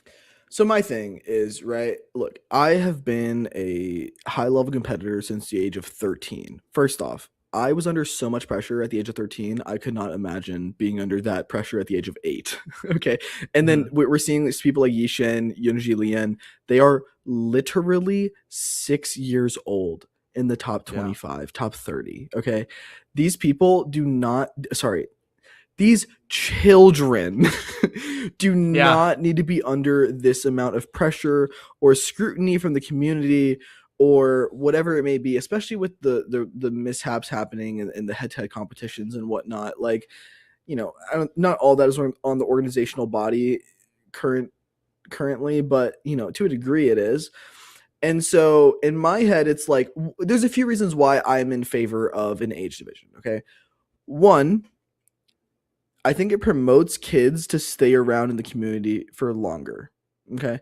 If you're an 8-year-old and you know that you can't compete in these tier 1 comps until you are 15, it pushes you to make a decision of, do I stay around for longer or do I not? And you can always compete in locals. You can always compete in tier 2 competitions. But in my head, it's like tier 1 comps would be the only ones eligible for head-to-head format, if that makes sense. Or say the WCA institutes a pro circuit, similar a la PSL, right? Where they have like these head-to-head comps entirely that are brackets formatted, seeded based off of moving average ranking like we were talking about earlier. I think making sure that these people are older helps that a lot. On top of that, if they're older, presumably they've been around for longer, and we can develop storylines around them, and the community gets more engaged with who they are as people and everything. And it makes the broadcast more engaging, right? Something that I've been thinking about is like Monkey League, right? Is more competitive than ever. But why is Monkey League not getting as many views as it used to in the COVID era? One, the landscape of YouTube and just like the general internet has changed. Shorts is taking over and cannibalizing a lot of the views. But then on top of that, I think the storylines of the competitors aren't as developed, and the age of them makes it to where obviously it's not going to be that way, right? Yeah, like I see. In COVID, right, we had Matty, who was like an up-and-comer from like Hawaii. That's super cool, like kind of a niche little area. Leo obviously was doing like the sunglasses stuff, being kind of fun and goofy. Timon is the prodigy from Poland. And then when we first got our first wave of Chinese competitors, Yihang, Ruhong, they came in and everyone was like, oh my God, like these guys are the new contenders. Now we have so many of these guys from China, like me and you, we are tapped in. We can distinguish them, right? Most people, I don't think can, just being candid. And so giving them more time to develop and create their own character arcs and just grow as a personality, I think is the biggest thing. I think the PSL is super engaging, and the matches that have done really well were between two personalities, Matty, Timon, me, Luke, me, Kyle. I'm saying myself a lot because I've competed in every PSL. Okay, I'm not glazing. But that's where my head's at. From a broadcast perspective, it's much better when these people are older, as well as, I'm someone who's been around. I have my own mental health struggles around cubing and competing at a high level. I don't want to push that on the kids, man. Like I've struggled with this for years and years and years, and like it is what it is. Like obviously that's going to happen if you're at the top of a sport, but the kids don't deserve to deal with that. And the other concern too is like, okay, well maybe this makes it to where like, Mills and I were talking, and he was like, oh well, if we went by over 16s at Worlds, like did you get third? And I was like, yeah. And I was 8th overall. Like he was saying the competitiveness of an over 16 division would not be as great as a under 16 division. And while yes, I agree in current day, dress for the job you want, not the job you have. I think the other factors that I listed previously are reason enough to where we should institute a type of age bracket, age division, age requirement to make the sport more watchable as a whole, and the competitiveness will come with that.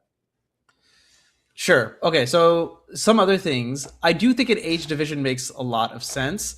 And I actually think that even if the over 16 and like, under 40, whatever you want to call that division, call it the Masters division, maybe. Even if that isn't as competitive as the juniors division, I think it still makes sense to put that as like the main highlight, main broadcast focus. And that another big reason for that is I think it is a lot harder to have sponsors come into a sport with kids. Agreed. Sometimes. I think that there are certainly complications. There are certain sponsors that you simply cannot have. Obviously because you don't want to promote certain things to kids. And actually I think there are like laws and restrictions in many countries that prevent things like energy drinks, for example, for being advertised to children. Another actually interesting aspect, and maybe one reason why it's actually an argument for an age limit at a major competition, is first of all, the scale of the tier 1 competitions is ridiculous. And if you're a parent with your kid there, it actually is a little bit of a liability that, your kid gets lost or something, and that becomes like a major problem, right? And we don't want that to happen to kids. So maybe it makes sense to have some sort of restriction on like the competitors who are there also, to some extent. The other thing is, I think it's, even if you do have a juniors division, I don't think it's really relegating like the top solvers, Yiheng, Shorni, etc. Because when they do age up into like this masters division, if you want to call it, it actually probably isn't you're right. I think it is an interesting story to follow because they have like some arc in the juniors division to kind of develop. The other thing is, I think it would be something similar to like Otani coming over to the States, where, like you see some like crazy results in, I don't want to call the Japan League like a secondary league, but it's a secondary market as far as the American viewers are concerned. And so you can kind of like see that like, hey, like here's a big deal. Starting this year, Yiheng is now, qualified and eligible for a master's division, which means, the highest prize pool, the most prime time, whatever it is across the world. So I could certainly see that being a factor too. I think regardless, I think, and then one more thing is something my mom tells me all the time is like, why are you still going to competitions with kids? Like you're going to compete against these middle schoolers. I'm like, yeah, I'm going to dumpster some of these middle schoolers for what it's worth. When I go to a competition, I'm like in the top 30% of competitors, right? Like, yeah, it's still it's still slow, but like, I'm still beating a lot of kids. So I can compete with the kids for one, but I think it would also be interesting to have like even if it is like a less competitive, like masters division or whatever, to have, I think it boosts the competitiveness of it because again, if you take away from like, oh, like here's just the objective numbers, here's like the objective times that people are getting and move that to like, well, how are people performing is like a straight up win-loss, which I think, the WCA should, move towards, and speed cubing as a whole should start to move towards. I think you could still get like interesting, compelling stories and compelling broadcasts and events in general. So I think in any case, like and you see this with senior cubers. It's definitely hard for someone like seniors, they classify as over 40. It's definitely hard for a senior cuber to show up to a competition and like sit next to like some 6-year-old kid who is like way faster than them. But the existence of the senior rankings means that you have a goal to strive for, and some sort of achievement to get. And I think a lot of seniors have been kind of motivated in that way too. So in any case, I think some sort of age division makes more sense now than it ever has. And maybe it's a similar thing to the thing we were talking about like assigning competitions tiers. Maybe it's something where like you have like some unofficial way to like kind of look at it and you kind of track it over some time, as like kind of a way to like experiment with it and see how it kind of plays out before like actually fully implementing it, perhaps.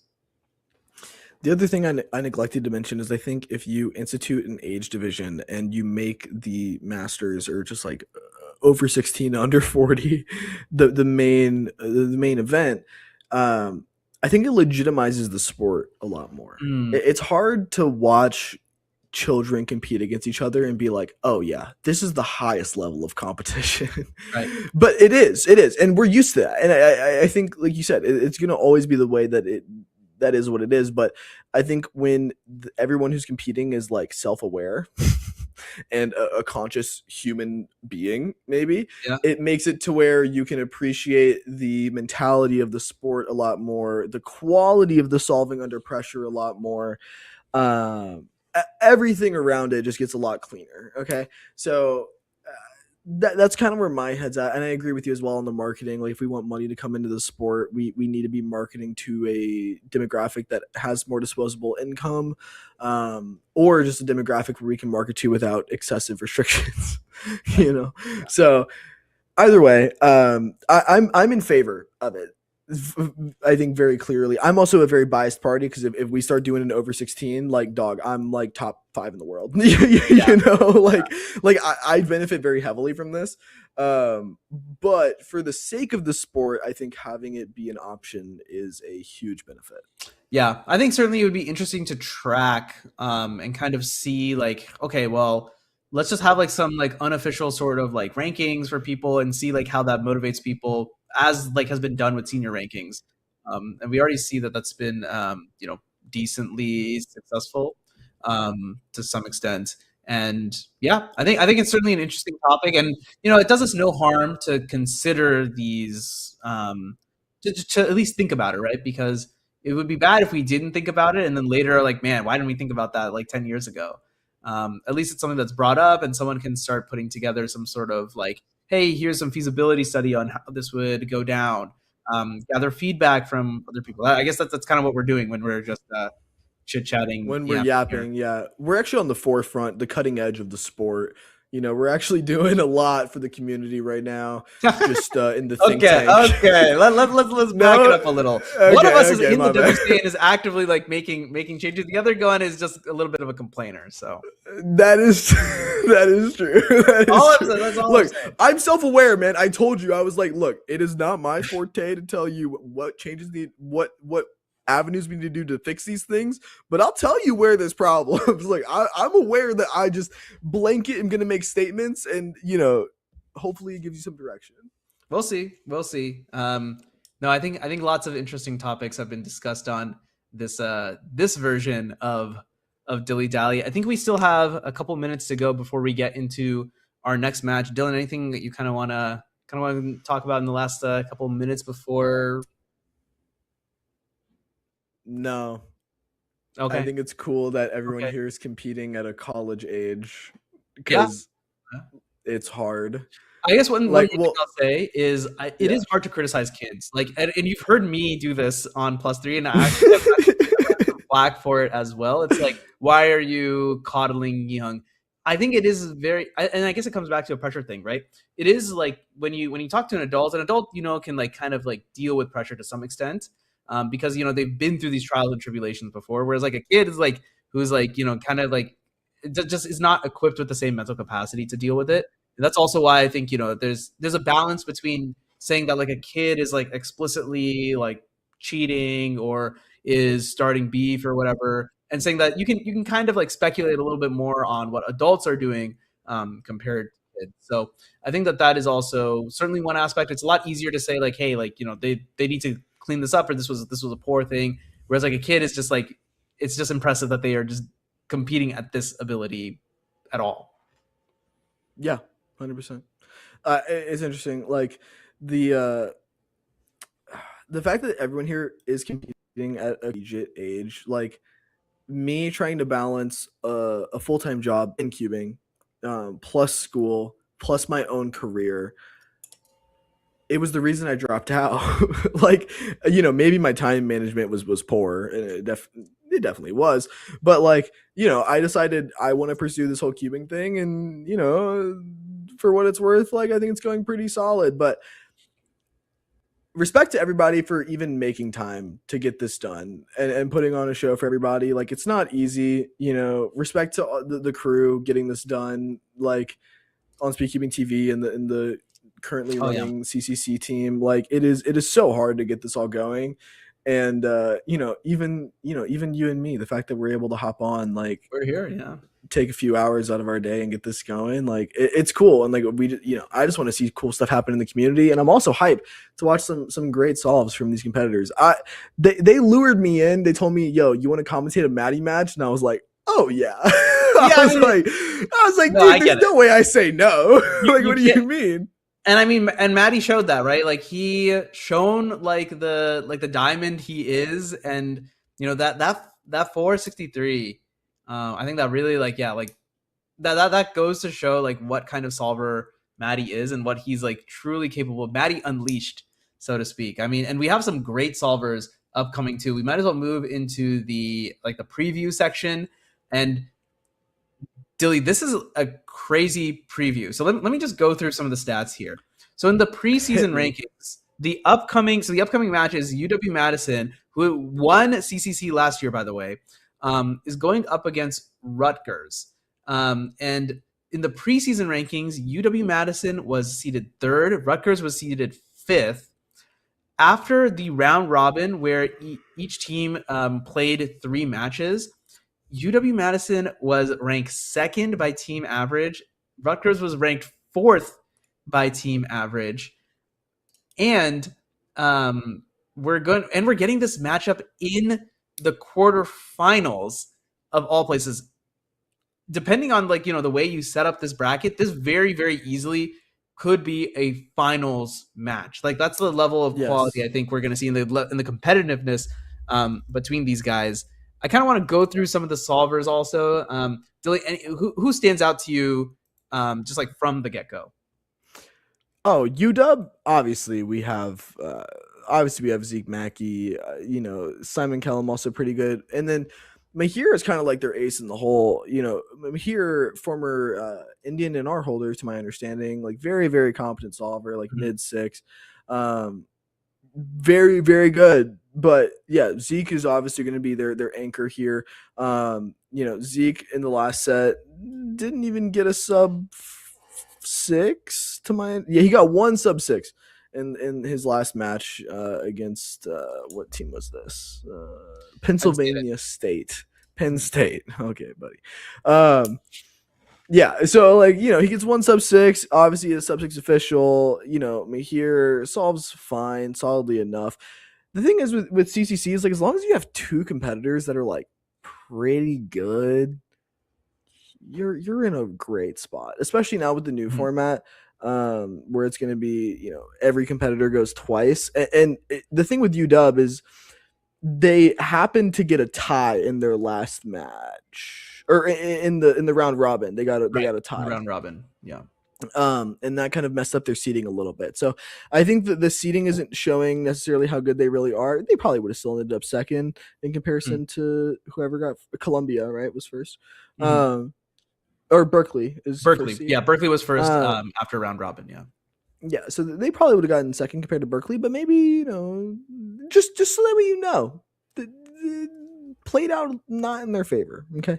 Yeah, because they went against UNC and UNC ended up cooking. They had Kerry Creech and Zach Oakes, and they both kind of cooked against UW. So, yeah, I mean, those are the main standouts here. I don't really know who's on Rutgers, if I'm being entirely honest. I mean, it's actually Max a pretty good Chan. matchup. I mean, wait, Rutgers is actually goated. Wait, we have Max Chan, Daniel Karnos, Sean Mack. These are all like competent solvers, like these are all sub-8, really sub-7 good solvers. I'm actually really excited to see some of Smack's solves because he has been grinding the ZBLL and has gotten the point where, so in the delegate reports, like he'll mention like how his ZBLL is going from time to time, and he's gotten to the point where he's, you know, he's getting good results with ZB, and it's tough. Like as a delegate, and he's also a pretty active delegate too. It's tough to be able to kind of like focus on your own results while you're delegating competition because you're like, you know, you're there for the community to like run this competition, which takes like a ton of time away from actually being able to practice or whatnot. So I'm really excited to see Smack. We got Derpy Cuber. He's going to be competing once again. I think he's going to be going up against Mihir based on their average over the round robin. And then Max Chan, I actually don't know much about, so excited to see another new face. I think that's one of the cool good things YouTuber. You should watch his YouTube channel. Okay, well, yeah, I was not in the know. I didn't realize. The other thing which I think is really cool is in the round robin, Zeke and Sean were only 0.01 separated from each other, which means that we are going to see fireworks here, Dilly, as everyone is set up and ready to go. It's going to be wild. Yeah, we've got is this Simon's actual solve? I think maybe it's warm up. Yeah, I'm guessing that. Yeah, okay. Looks like this is a warm up. I was about to say. Okay, cool. Yeah, so we've got Max for Simon. Simon sub 8 solver. You know, has some decent times. Former peer world record holder. Is what it is. Pretty competent. You know, we see in these warm up solves he's pausing a little bit, so we want to make sure that he's locking in on that. Make sure he's turning a little bit slower, a little bit more controlled, focusing on those look ahead situations, pairs coming out of slots that maybe he's not necessarily entirely used to. Not too familiar with Max's solving style, but you know, we'll kind of see as this match progresses, kind of what we're going to get out of him. Seems like a sub 8, low 8 solver, so this will be a pretty competitive match. Yeah, I'm excited to see kind of what comes out here. Simon is also one of the most active competitors in the WCA, attending like loads of competitions. A delegate himself. He's actually one of the best all-rounders in the world, but you wouldn't know it considering that he competes very often with Zeke, who is up there, as well as Carter Kukala. Also, like, yeah, and of course Brian Johnson. All these guys are in like the same like Wisconsin area, which is crazy. It's very, very stacked region for all rounders. All right, enough yapping. Let's get to the solves finally. Max is going to start things off for Rutgers. White Cross is the go-to. Bit of a pause there on F2L number 3, and not a great transition into OLL PLL and the +2 to boot. We're going to look at an 11.68 solve. And when it's a time like that, when something that I could theoretically beat, you know that it's not going to be up to the caliber of CCC in the okay, Manu, we'll reel that in for a second. No, I mean, +2 obviously hurts here. Like, transitions honestly are generally fine. This cube cover is very interesting. I cannot lie. But the little bit of lockups, one thing I want you to know is that there's a free pair on yellow here, and it looks like Simon's going to be taking advantage of this, something that Max might not be able to. Yeah, that's exactly what happened. Preserved it very, very, very well. Was the first pair inserted. Just helps your look ahead all the way through. We're already starting with the sub 7 here, 6.87 specifically to put UW-Madison on the board. First blood drawn in this match. Beautiful. I love this solve from Simon. First pair, he sets it up to where it's going to be oriented in a back slot. No rotations for the next 2 pairs. Slight rotation for the fourth pair, but like transitions are clean. When you put yourself in a situation like that, obviously this is going to be a sub 7. Great solve from Simon overall. White cross is the intended cross from what it looks like here. It looks like he picked it relatively quickly. That's good to see. A couple of oriented pieces will help him as well. Slight pause there in the middle of F2L, Oh my but a pretty goodness. clean last layer, 6-1-1. That's fast. Dude, Simon's cooking right now. Oh my goodness. This solve was on great pace. Like, it looks like there might be a free pair here on white with that red-green pair. Not entirely sure if that's what he did. Looks like he did because I don't see him solving it. And then he gets that nice little back soon into RA. That's clean. That's a really solid solve. That's something you'd see from like Smack or Z. Yeah, great stuff there. Max trying to follow that up now. See if he can beat a 6.11. Don't think he's going to get it done here, but it's still like a much better solve than before. Actually, it's actually a worse time overall, 9.9. It is worse time. Yeah, here, like, there's not as many pauses, but the pauses that he does have are pretty egregious, if I'm being honest. Like, these are going to lose him a lot of time. These little errors stacked up, compounded over the whole solve. It stacks up, and then the solve ends up being, instead of like a mid-9, it's a high 9. And, you know, I would say Max needs to turn a little bit slower, focus on his look ahead and his turning accuracy especially. Just get a clean solve in here, and then, you know, make sure you're inspecting well, solutions are fine, and you'll be good. We have this free pair here on white too, so we'll see if we can do something with that. 8 seconds. So he's trying to avoid losing this set and going down 1-0. Looks like he broke the pair up, but was able to track where it was going to end up. This is looking a lot better. The pauses are still there, but this is like so much better. And a 6.20, that is a competitive time when you're going up against Simon Killam. No, this is great. He preserves this free pair in a way to where it's still a 3-mover, but it's not actually a made pair. And then he solves that in the back. Great transitions overall. Super clean. Gets that little soon into the T-perm. Last layer helps him out a bit here, but, you know, Simon's capable of beating this. I don't know if he can do it on command, so I'm interested to see if he's going to preserve this free pair in a similar way on white. Yeah, Max might have woken up a little bit now. Is it going to be too little, too late? White cross looks like is going to be, trying to switch the orientation at the end, perhaps. No, it looks like he just preserved it outright. I mean, Dilly can correct me once we're done with the solve here, but it looks like he isn't getting the cases that he wants, and a G perm is going to give him an 861. Max going to claw it back 2-1 now. The good news for Simon here is he's already given himself a bit of a cushion, right? Max hasn't shown that he's capable of getting that 6.2 very consistently. Simon's a little bit locky here. We're just going to chalk those up to mistakes that he is just going to correct for the next few solves. He's been clean the first two, sub-7s on those first two as well. You know, looking at Max's other matches, he's not getting sub-7s very consistently. So, you know, Simon just clean things up, turn solid, good look ahead. Probably is going to be able to squeak this one out in this set with that little cushion. 12 seconds. Yeah, even just looking at his official results, it's a little bit all over the place. 706 is PR, actually relatively recent, so perhaps he's channeling some of that energy. Certainly seems that way in the first two solves, but in the next two, it hasn't quite gotten it to go, at least at the same way. 815 is going to be the time for Max to beat to tie it up 2-2. Yeah, he loses a little bit of time here on this this OLLCP recog. He does this like F inverse sexy F prime soon solution. It's pretty fine. He gets an 8-1 here. It's nothing crazy, nothing special, but, you know, competitive enough against Max's previous times that he's put down. 12 seconds. A couple of oriented pieces here for White Cross. Max now using that double rotation. Perhaps we'll see if that comes to bite him back. But he only needed to beat 8.15. Did he do it? 8.17 by 200ths of a second. Max will lose this set. UW-Madison will go up 1-0. Yeah, you can see from Max here, he's turning very nervously.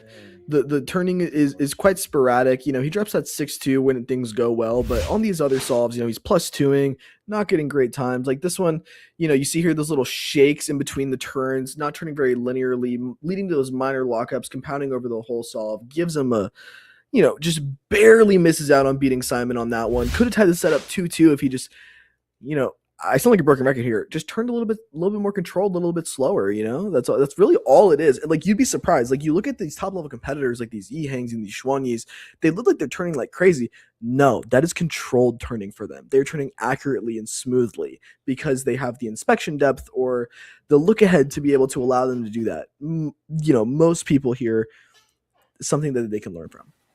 Yeah, certainly. I mean, it's a masterclass. I think when you do see like top solvers like Matty, there's so much to learn from all of them at any given time. We're getting set up for the second set now. I think it's gonna be Mihir versus. I think this is Derpy's setup. Yeah, no, this is Derpy's setup. This is Daniel Carnot himself. Yeah, which is I mean that'll be a pretty good one in and of itself. Mihir over the over the round robin stage, had an average of a 7.56.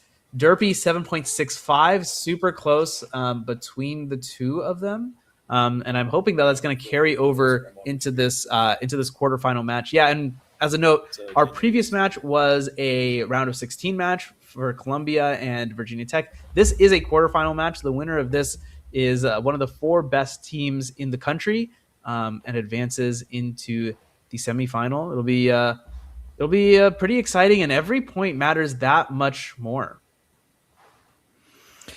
Most definitely. I mean, I think Mahir is someone who's a little bit more de-rusted in terms of 3x3 solving. Derpy was pretty good in his time. You know, hasn't been competing as much. Is a little bit more focused on his jazz piano career and music degree. Obviously, these are collegiate cubers. And Mahir's on great pace. Oh my goodness, Wow. 5.57, exactly what you want to see from him. Wow. Now we talk about like competitive times and stuff like that, but that's like similar. I mean, that beats several of Matty's solves. And, you know, we're glazing Matty, calling him the best solver in North America. So great stuff from me here. Yeah, amazing stuff to start this off. You want to start off with a bang, give yourself a little bit of a cushion, and he's done exactly that. Most definitely. I love Mahir's solving style. He has like kind of the Nom syndrome where he keeps the cube very solid in space. If he does that, it turns well. He's going to be great. White Cross is going to be the choice for Derpy. A bit of a fumble at the beginning. That might have cost him the point here, unfortunately, because the margins are so tight.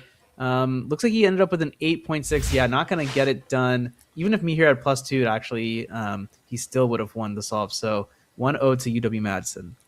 I'm going to tell you, there's a lot of things that cost him to solve. Okay, I'd love to say it's just one thing, but it's a culmination of many things, right? Pause after cross +1, lockups, the fumble in the start. Derpy needs to clean it up a little bit. Just get a very solid start. Get that flow going in cross +1, transition well into everything else. We have this free pair on yellow that looks like we're not even considering, so we'll see how this goes. Yeah, depends on what his solution is. We'll have Dylan kind of analyze and try and figure out what maybe made sense in the moment. As Daniel is going ahead with solve number 2 now, 7.77. Certainly better, a step up. But if Mahir is solving like he has been, might not be enough. Yeah, this solve is just average sub-8 solver. Like, some mistakes, slight transition mistakes. Gets bailed out a little bit by OLL, PLL. Same type of fumbles happening in this start here. But transitions are a little bit cleaner than before. We do this like U into the OLL. Could be a little bit better, but, more competitive than before. Mahir's turning is looking really good. He's able to turn at quite a high speed without like making too many mistakes, but just as the commentators curse, and he's lost the solve on a cube fumble. Had he stopped the timer, it would have been DNF, and fixing it 7.89. He loses it by about 1/10 of a second. And against all odds, Daniel has tied it up 1-1. This F2L was so clean, and then you get a very clean OLL PLL2. You get F double sexy T perm, and then just fumble on the T perm, drops the cube. That is a gut punch for me here. 8 seconds. Yeah, that's tough to see. All tied up now. How can you kind of come back from this? Obviously a mistake.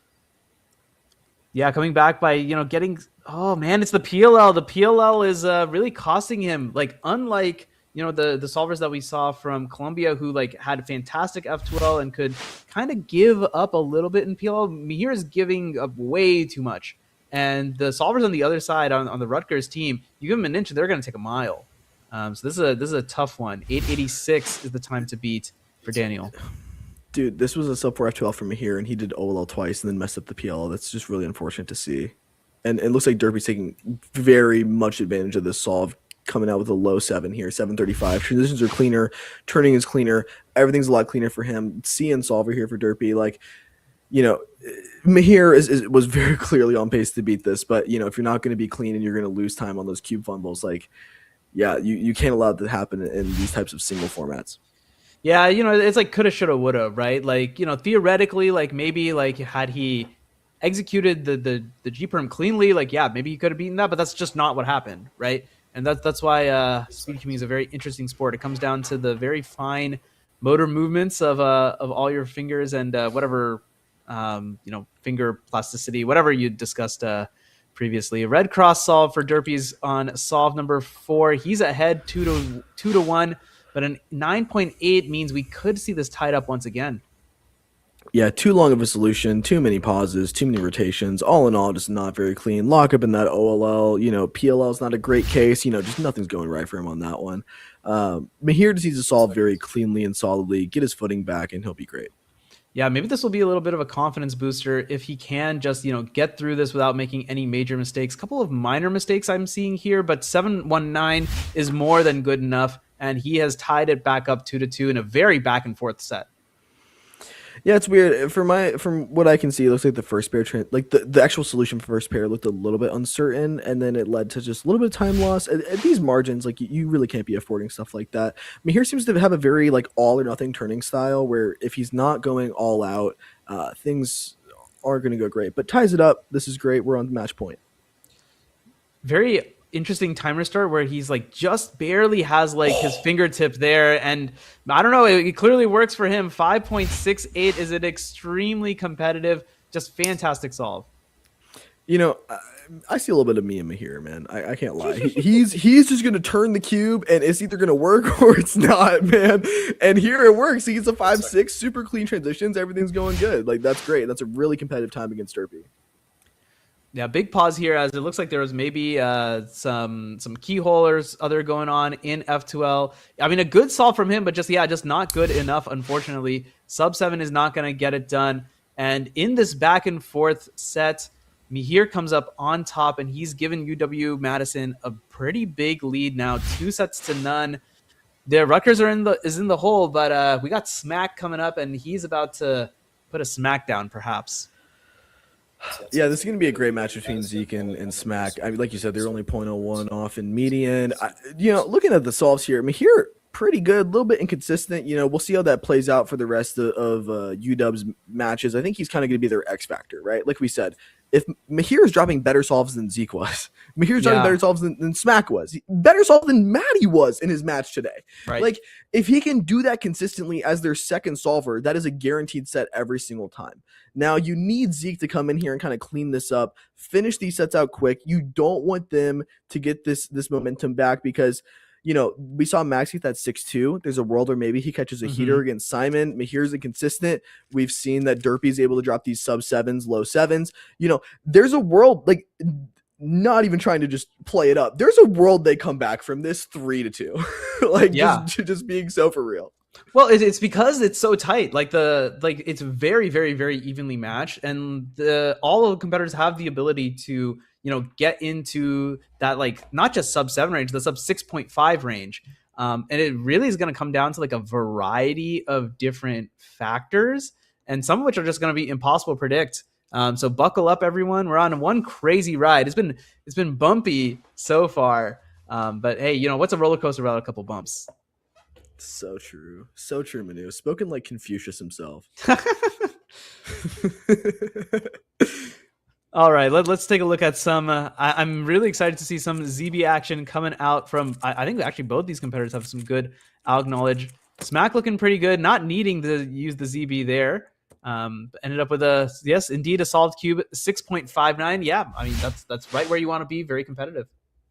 Clean turning and accuracy. Turning could have been a little bit more accurate. I mean, overall, I think Smack's turning style is very, very interesting. Not necessarily the style that I would choose to do, but transitions are clean. TPS is clean. 6.5. You just need to avoid some of these lockups. Obviously, no ZB on this solve. Gets that nice little back soon ALG and cleans it up with a pretty average time for him. And we'll see what Z can do. Yeah, certainly not a gimme for Zeke, even though he is one of the best competitors in the world. Great turning there, but I feel like the solution just ended up being too long in the end. 7:32 not going to be enough. Rutgers is going to start their comeback bid 1-0 in set number 3. Turns out that was actually a +2 from Sean. So unfortunately, it's going to be an 8.5. Zeke takes the win there. So UW is up 1. I mean, not the cleanest solve from Zeke. A few too many rotations.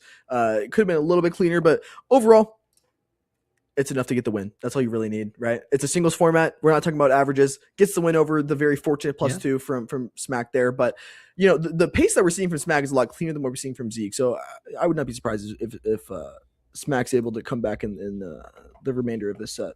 Yeah, a couple of missed +2s on my end, so I'll apologize to the audience for that. Thanks to the prod team for correcting me. I'm perfectly happy to get corrected. We were talking about 0.01 difference in the round robin stage. Turns out 0.01 difference in their official average as well. Kind of insane. Both of these being sub-6 solvers, 6-1-2. And yeah, Zeke is showing off the skills that he has. He was in the chat earlier eating some meatballs or something. I don't know what that's all about, but yeah, 6-2. Yes, I heard some talk about starbursts. I don't know what's going on there. Dude, whatever he's doing, it's working. I mean, yeah, man, get your little sugar high, get you a little amped up for the match. Hopefully you don't crash before set 2. Smack's already schmoving on this. Few too many lockers on this last pair. Oh, ZB here, Locky on the ZB, not going to be good enough. 8.3. That's an unfortunate solve from Smack. The pickup here is fine. Ola PLL, pause into second pair. Looks like he has a fixed cross. It just doesn't go well after the second pair. So going to definitely want to get that one back. Here you're really hoping that you just didn't +2 that first one. Give yourself a little bit of cushion. The margins here are so small. If Madison takes this solve, the set's over. The match is over. Knowing that this could have been 1-1 set of 2-0, that's a huge swing. Oh yeah, no, absolutely. And it's unfortunate, but it's also kind of just, again, it's like, yeah, coulda, shoulda, woulda. It's in the past now. It's going to be a bit of an uphill battle. Need to reverse sweep Zeke of all competitors. A great competitor across many facets of speed cubing. Sean showing off his skills so here. Some clean. great stuff. 541. So fantastic clean. solve. Oh my goodness, I love that. I was going to call Smack out for not recognizing the free pair here on white. We'll see if Zeke's able to cook something up, but apparently he saw something great on yellow here. Super clean transition. Maybe it looks like an X cross. This Olo PLO is amazing. We get that little hedge inverse sexy in the T-perm. Oh, that's clean. That is all I can say. Absolutely capitalized on that incredible last layer, top 10% last layer, as far as at least I would say. Zeke now looking at some great turning, kind of getting messed up there a little bit at the tail end of F2L going into OLL, and that's going to cost him the point, it seems. 7-14. So yeah, here we go. Reverse sweep is officially on. I can't really blame Zeke for this one. The pace is pretty solid. Looks like the solution was okay as well. We have a little bit of these lockups in that last pair, and then you just get a bad OLL PLL combo. Like, there's nothing you can really do there. You do everything right. Imagine you get the same OLO PLO as Smack. Maybe you catch the dub there if you avoid the lockups too, but obviously shoulda, woulda, coulda. That's what you've been saying this whole time. But if you're Zeke, you just take it as like, what, we take the L, could have been a little bit cleaner. We'll try to clean it up for next time. Yep. And next time is coming up right here. Solve number 4, very pivotal solve number 4. Could obviously completely decide the fate of this set and the match. And yeah, Zeke is trying to put it to bed right now. There's the last layer, long last layer. Unfortunately, 6-1-8 is that time. Certainly a competitive time in Sean's wheelhouse. This is not over, folks. No, definitely not. Smack can definitely take this W here, but Zeke's on looking like great pace here. Even if Smack does get a solve here, it's going to be competitive, and it looks like he's moving right now. Ooh. Few too many lockups. That seems like it's already going to put it to bed. Soon ZB recog exec, and that's just not going to be good enough. 8-16. Yeah, that's tough. Not really the way you wanted to end the set here. It's going to be 3-0 now. UW-Madison is guaranteed to at least enter a tiebreaker. When Sean was on, he was looking good. But yeah, I mean, just fumbled kind of early, it seemed there, and the solution ended up being too long. Actually, I felt like the ZB recognition exec actually was pretty good there, especially for a Soon. But just not giving yourself enough room in the first half of the solve to capitalize, unfortunately. Yeah, it's unfortunate. This was a pretty solid set all between the two competitors here. I mean, Smack definitely capable of taking the W there, and we'll see how the rest of it plays out. I genuinely would not be surprised if this goes down to a tiebreaker. Like I was saying, Max could easily take a set off of Simon. Derpy could easily take a set off of Mahir if he's going to keep solving inconsistent, and Derpy's going to be solid. And Smack, when he's on, is on, could beat Zeke. Zeke was being a little bit locky. He was on pretty solid pace in his F2Ls, but it's not entirely inside their own possibility. Yeah, certainly. It's been a fantastic match. I mean, this match has been super entertaining because it feels like every single solve is like close to a top tier solve or is extremely tight. which is, I guess, like, what we expected. We expected this match to be pretty similar to a finals caliber match. And I mean, for me, I'm loving it. We have the best seat in the house. That's what I always love to say, sitting in the booth. I guess everybody else kind of has like a similar view to us, so maybe it's not the best. We all share the best The seat in the house. exact How about same that? view as us. We all have the best seat in the house, which works for me. That's chill. It's been a fantastic match so far, and 3 more high-powered sets are about to come out here. Let's see if UW-Madison would serve pick them another up, one. dude. Oh yeah, dude, please, on a silver platter, or whatever this box is that. Dude, I was also thinking the same thing, dude.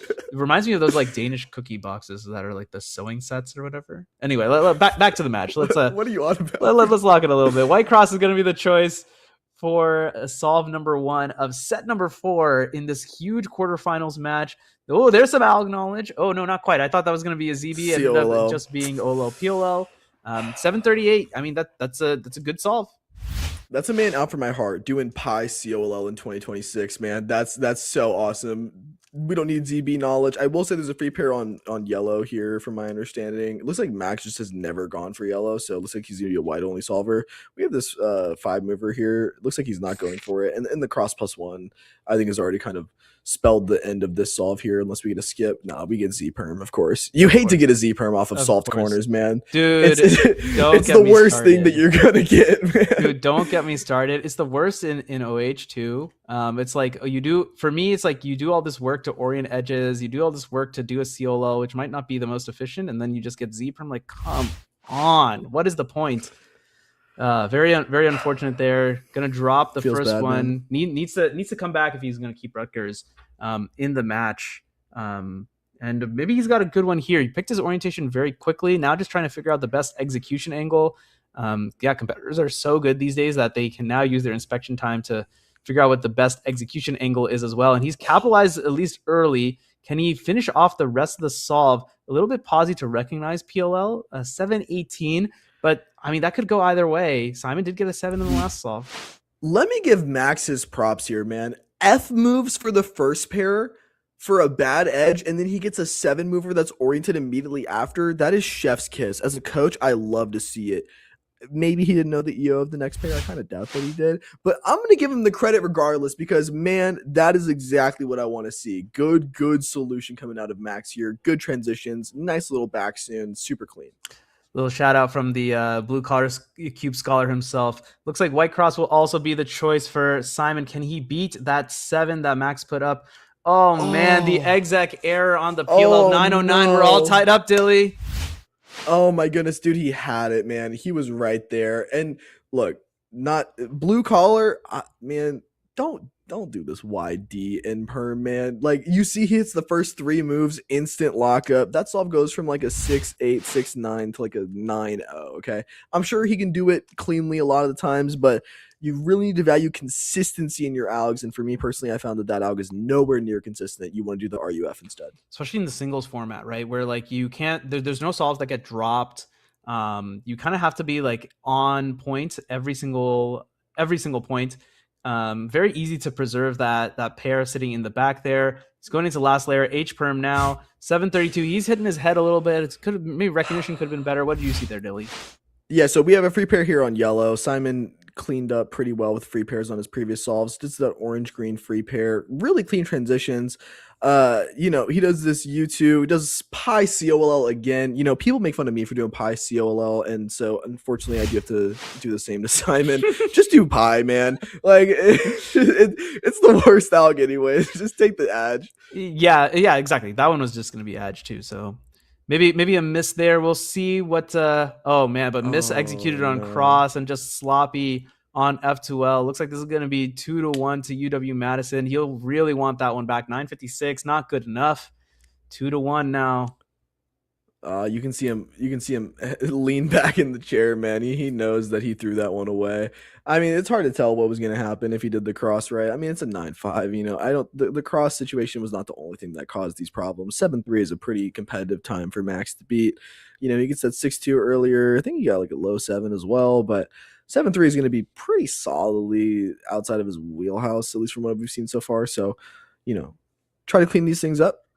see how we can do on this solve. Just forget about it. I feel like he's definitely losing inspection time to moving the stinking box because he needs to use both hands to move this box, which is absurdly huge. And maybe, I mean, clearly, like, you know, the cross is like not quite there. Same thing happening this one. Hoping that his turning can kind of fix it, but yeah, not able to turn through it. 936. You're now at this point, you're hoping that the opponent makes a mistake, which is not a good position to be in. No, you never want to put it in the opponent's hands, man. Maybe they mess up. We saw Simon drop a 9 off that end perm mistake, but if he's looking at what Max is getting, he can very easily safety a 9-6. You know, maybe he can't handle the pressure of the situation to be able to do that, but it is definitely within his skill range to be able to safety that and definitely put this match away for UW. And yeah, I mean, Rutgers goes down here. It's a pretty big blow. I mean, at this point, if I'm looking at the other side of the bracket, you know, we don't have a lot of like super strong competitors, competing teams rather, to go up against UW-Madison. So the winner of this one kind of getting, you know, a little bit of a golden ticket perhaps into the final round. Let's see what Simon is going to do here. He's got orange cross on the bottom, but yeah, okay. He's going to end up switching to white cross. Just pick that for ergonomics. And kind of pausey a little bit, but I think he should still be able to do it. Yeah, just barely. 907. It was actually maybe a good strat to go a little bit slower, but did not leave a lot of room for comfort. That's going to be the set win. 4-0 now. That's going to be the making match. it tense, dude. Yeah, I mean, you know, second pair he does like this U prime 3 thing, eventually does COLL, and then you get OLCP. He hits the OLCP into Z perm. Like, that's the last thing you want to see, dude. We talked about that. You know, he's been getting unlucky with those CP cases, getting Z perms there. I mean, and you know, he managed to clutch it out, but for the most part, like, that is not going to be a solve that you know, he's going to be able to beat for the most part. You know, Max, knowing that Simon dropped a 9-0 on that, going to definitely want that one back. Yeah. It's unfortunate because, yeah, maybe like a little bit of whatever error that happened early. I feel like 3x3 is a really hard event too, because unlike, you know, like your Mega Minx or Big Cube, if you make a mistake early, there's no coming back. I mean, like, for a lot of people, it's really hard to like mentally come back into the mindset to be like, okay, well, I need to lock in, when it's like, okay, but any mistake that you make could just insta lose you the solve, which is always tricky. And, you know, it's something that Kevin says a lot is when he's commentating, he's like, you should never ever let up. But I mean, it's easier said than done. Of course. Yeah. And we talked about it a little bit with Ben Christie in the last match for Virginia Tech. Like, you know, you would feel silly if you let up and then you get last layer skip. You know what I mean? Yeah. Like, you know, anything can happen, man. You give up, you're essentially writing your own fate. But if you keep pushing, you have a chance to kind of make your way back. All right. So UW-Madison has won the match, guaranteed 4-0. But of course, Rutgers definitely doesn't want to walk away with no sets to show. They're going to put on their best performance. Unfortunately, this is not Derpy's best performance. Sorry to say, 1036. That's not going to be it. Even an inconsistency here is probably going to be able to make that up. You know, Derpy has a very like loose turning style, I've realized. And it's led to him to have some fumbles. You know, here he's just turning through just like mistakes, having to fix cross, you know, last pair, everything. It just didn't go great, you know? So maybe he's a little bit more prone to this, but I think Mahir pretty comfortably takes this.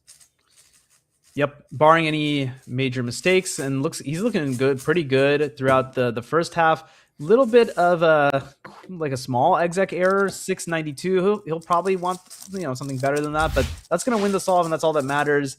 He's up 1-0. Yeah, I think the solution here is just a little bit long. I mean, he gets not great cases. He gets F60 F prime in the GD. F2L is like on solid enough pace, you know. There's nothing wild here. It's just a clean sub-7 solve, average solve from here. I mean, when you need to beat a 10, you know, kind of anything will go. And so, you know, it's perfectly fine if you make a minor exec here or there. Interesting kind of a usage of that of the free pair that was available. Not quite preserving it. I really would love to see the replay on this, and of course, the Dilly analysis is going to be valuable. Yeah. I agree. So it looks like we didn't even do the free pair as our first pair. It looks like we did orange green as our first pair, and then everything just kind of like falls apart a little bit. We're just a little bit too locky. Unfortunate situations in LL. Like, I think Derpy's in a really good spot to be able to beat this. 7-7 is the time to beat. Yellow cross is the choice. The turning is looking good. Can he recognize and execute fast enough? There's that last layer, 9:34. So yeah, not quite coming together as UW-Madison takes a 2-0 lead in the set. Yeah, Derby's just been fumbling a lot on these turns, unfortunately. He does EOZB on that solve, if I recall correctly, just getting that... yeah, he does EOZB into T2 GLL, which is pretty, I would say optimal, but unfortunately just doesn't work out for him well in the solve. So down 2-0. Can he get a set 8 seconds. to save some school pride a little bit? Yellow cross is going to be the choice for him. Looking pretty good actually on some of this turning.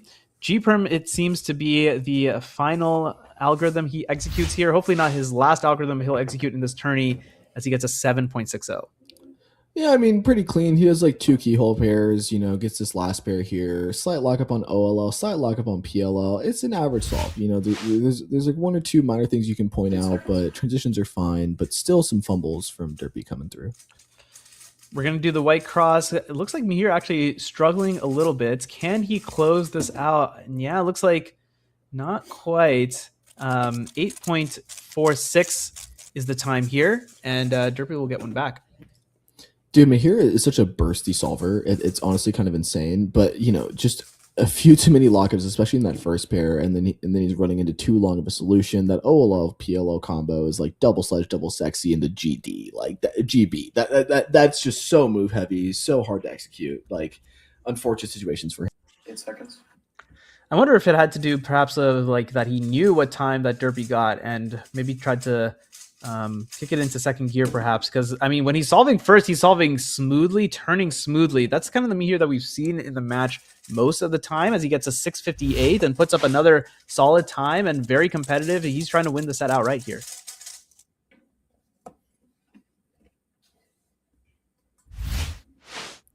Eight seconds.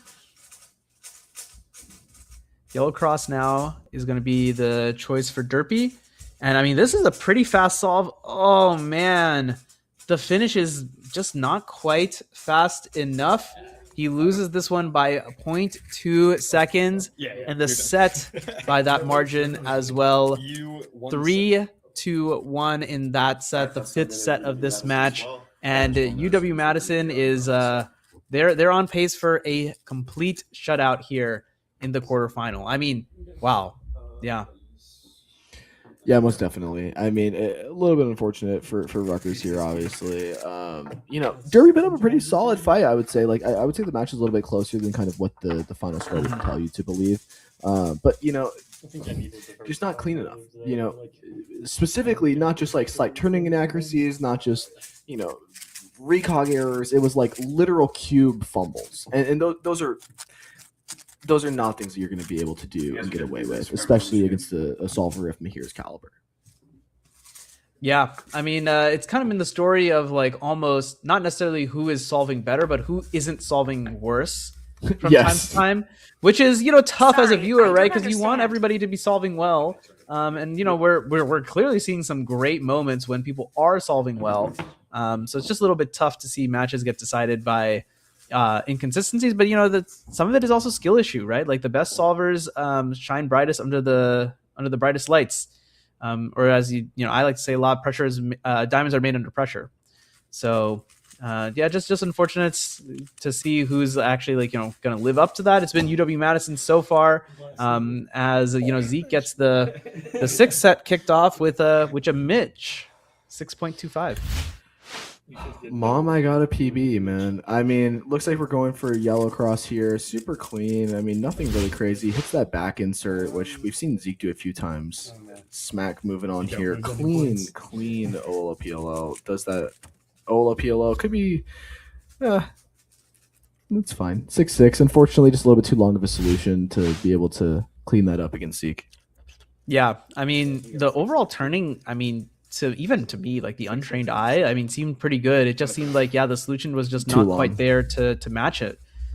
Just wasn't able to be creative enough, set up enough good cases, good solutions, and ended up losing that one 1-0. Yeah, we were talking about being at the mercy of your cases, and at this level, you do need to influence things. And in a situation where you're getting a lot of bad cases, that is unfortunately on you for the most part. Yeah, I mean that's what separates some of the best in the world, Yiheng Chunyi, from everyone else. Some unfortunate execution errors, but there's the ZB that will come out there to kind of bail him out a little bit. 655. A little bit. Yeah. Yeah, that's a good one. If I saw this correctly, this looks like back right ZBLS, and if so, that's like insane tech. Yeah. Yeah, I think so. And then the LZB canceled into the OLL F double inverse. That's pretty. Look, 6'5", solid time. The swag levels are off the charts, dude. 8 seconds. I mean, yeah. I mean, now that you've lost the match, might as well use this as an opportunity to test out some of your knowledge. Yeah, back right ZBLS is very, very, very exciting. Oh man, we are just moments away from a absolutely crazy world. 655. This is actually a tie. Yeah. So both competitors got 655 here. Zeke and Sean Mack. 655. I think we're just gonna just throw this one out. Call it a wash. wash. We'll have a potential, like, we might go up to 6 solves here. Yeah, I mean, crazy, unexpected, can happen in these head-to-head events, especially when the competitors are so close. I mean, for Zeke, it looks like his last year wasn't great. Slight lockups there. He had that. Just avoid the lockup and F perm. But he's geeked off the tie on that. I mean, respect to you, man. Like that's pretty cool, I guess. Yeah, I mean, pretty lucky for him that even with the even with the fumble, he ended up not really paying the price for it. Kind of got away with one there, with the tie, as opposed to the straight loss. So not bad. I mean, look, more solving is more solving. That's what we want to see. I think the competitors are resolving their cubes so that they can bring up a new scramble. And I think so instead of what the WCA does, which is just kind of move on, it looks like we're just gonna throw out the last points entirely, perhaps. Oh, it looks like there's some sort of issue. I see Smack kind of yapping a little bit with the judges and such. Good new one. Yeah. Okay. Sorry. Assuming I'm solving this as well. This one should be new. Could you guys see? It says U prime L R2. So looks like it's gonna come back to us. The competitors got the same results. It looks like it's gonna get redone. Oh, I see. And the scramble ended up being the same, I think, That's the one that since last time also. So they have to pick up a new scramble. It's high drama. I guess it's good for my heart as a old man cuber that this is not for the entire match. The match is already decided. So there's the cortisol levels are a little bit lower, but I mean, clearly it could still influence the outcome of the set. Cortisol maxing, if you will, right now. No, the one thing we want a cortisol min, not max.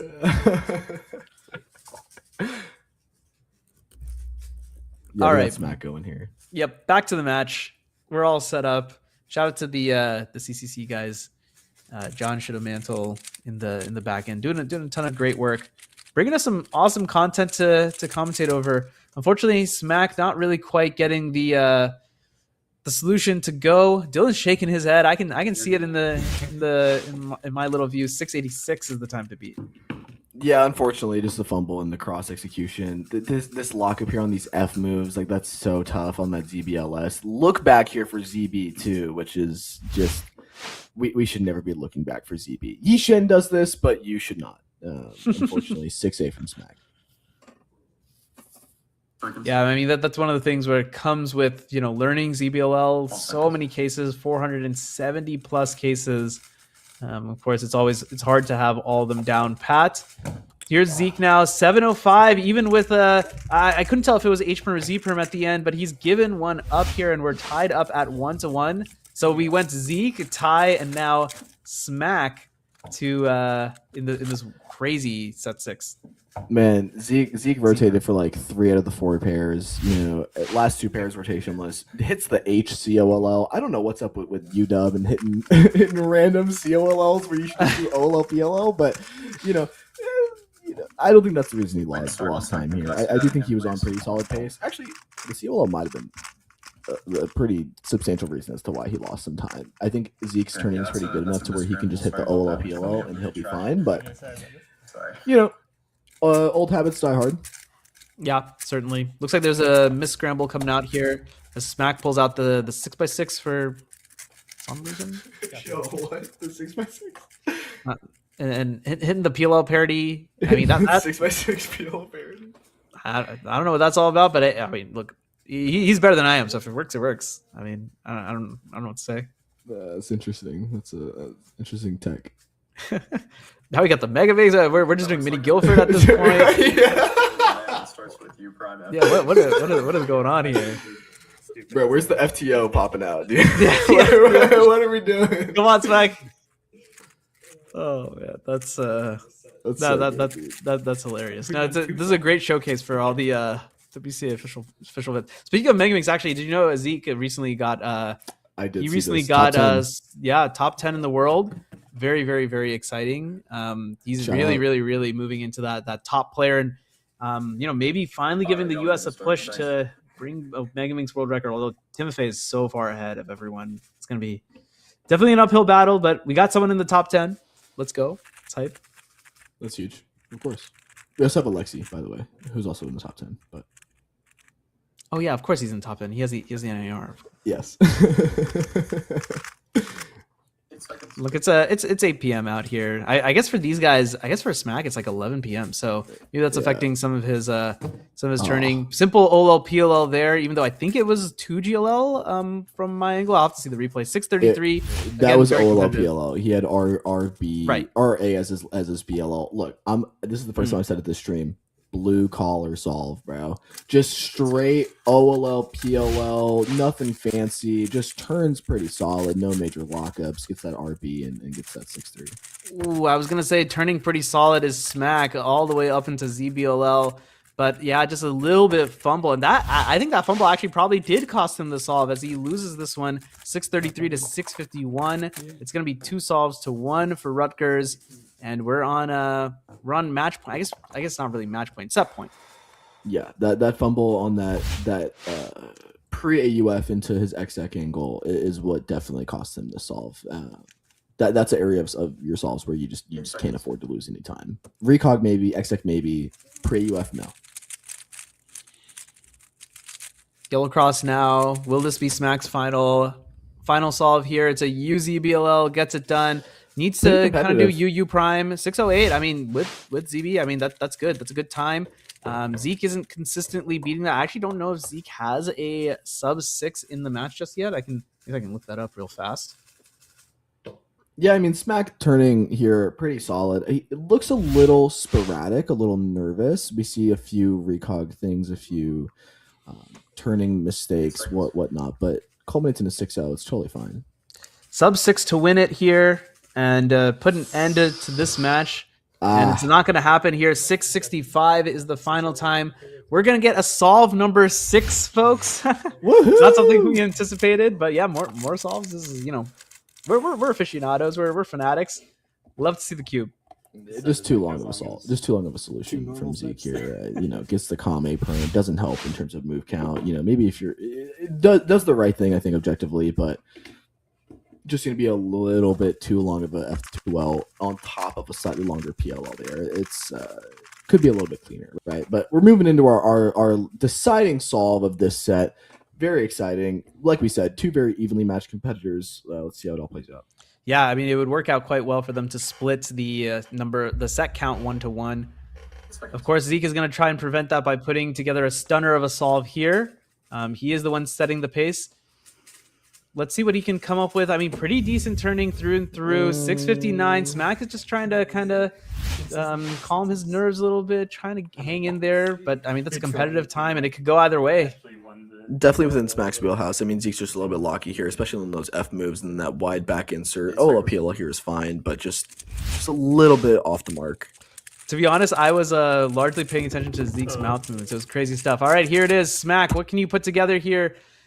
shaking his head and not quite. Couldn't get it done. 7:08, and it's going to be a clean sweep for UW-Madison. A ton of close sets between them, just as we expected. But the set count in the end has a 0 on one side and 6 on the other. And that 6 is on the UW-Madison side. They are going to move on in somewhat emphatic fashion. Just not able to close out any of the sets was Rutgers. And UW-Madison is going to be our first semifinalist in CCC. We're getting close to the end of the season. Yeah, man, super exciting. Like you said, this was a finals quality match. I mean, the set count isn't going to do it justice. All these people were pretty evenly matched. I mean, even in the sets, the solve counts weren't super evenly matched, but it was pretty competitive. Like, pretty solid all around for most competitors. It's like the biggest thing I've realized commentating CCC is just like, can you be solid? Yeah. Like, if you're solid, like, you are better than 90% of people. Even like, Matty wasn't always solid, right? Mm-hmm. Like, don't prioritize getting good times, prioritize getting solid average ones every time.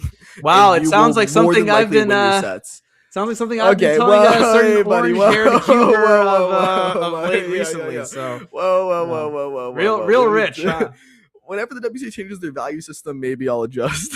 I'll adjust my approach. All It's right. a little bit different in a singles format. Okay. I see how it is. Oh my goodness. Well, it's been an incredible 2 matches. Thanks to the CCC team for putting it on. Thanks to Speedcubing TV for giving us a little 2 bozos. Well, one bozo and one actual top solver a chance to commentate this.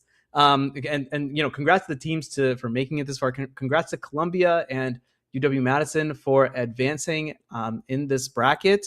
And yeah, stay tuned for more CCC stuff. We're getting close. There's only 7 teams left in the entire bracket now, including some of your favorite solvers from around the country. Lots of great representation, and we hope you'll tune in to either Speedcubing TV or Collegiate Cubing Championships whenever the next one is scheduled. But Dilly, I think unless you got any last thoughts before we sign off. No, man, just glad to be on here. I'm excited to be here with you, my buddy. We have not commentated since, oh my goodness, 2024. Yeah, swoop in and solve Oxford 2020. Oh my god, dude. Oh man, yeah, it goes way back. So no, glad we could finally get into the booth. We're kind of matching a little bit with the gray. I don't know what it is. It was the gray sweaters. Oh yeah, that was definitely intentional. We're so swag. No, we were influenced by it. Was partly cloudy skies over Southern California. So call it inspiration or what have you. No, it's been incredible. As I mentioned earlier, continue to tune in to CCC for all matches. This is Speedcubing TV. You probably know who I am. Manu Hall on +3. You probably listen to Millisecond more. Let's be honest. That podcast is incredible. That is hosted right here on the Speedcubing TV YouTube channel. So definitely give a subscribe. Trying to reach 10K subscribers. Dylan already did it, so congrats, Dilly, to that. But maybe more channels to 10K. Obviously, is gonna help Speedcubing grow more and more. PSL Davis coming up this week is also going to be broadcast right here on this channel. We hope you will tune in for all things Speedcubing right here on Speedcubing TV. Well, for Dylan Miller and the rest of the crew putting this amazing set of matches on, this is Manu Hall. We're going to sign off for tonight. Have a great night, everyone, and we'll see you next time. Goodbye.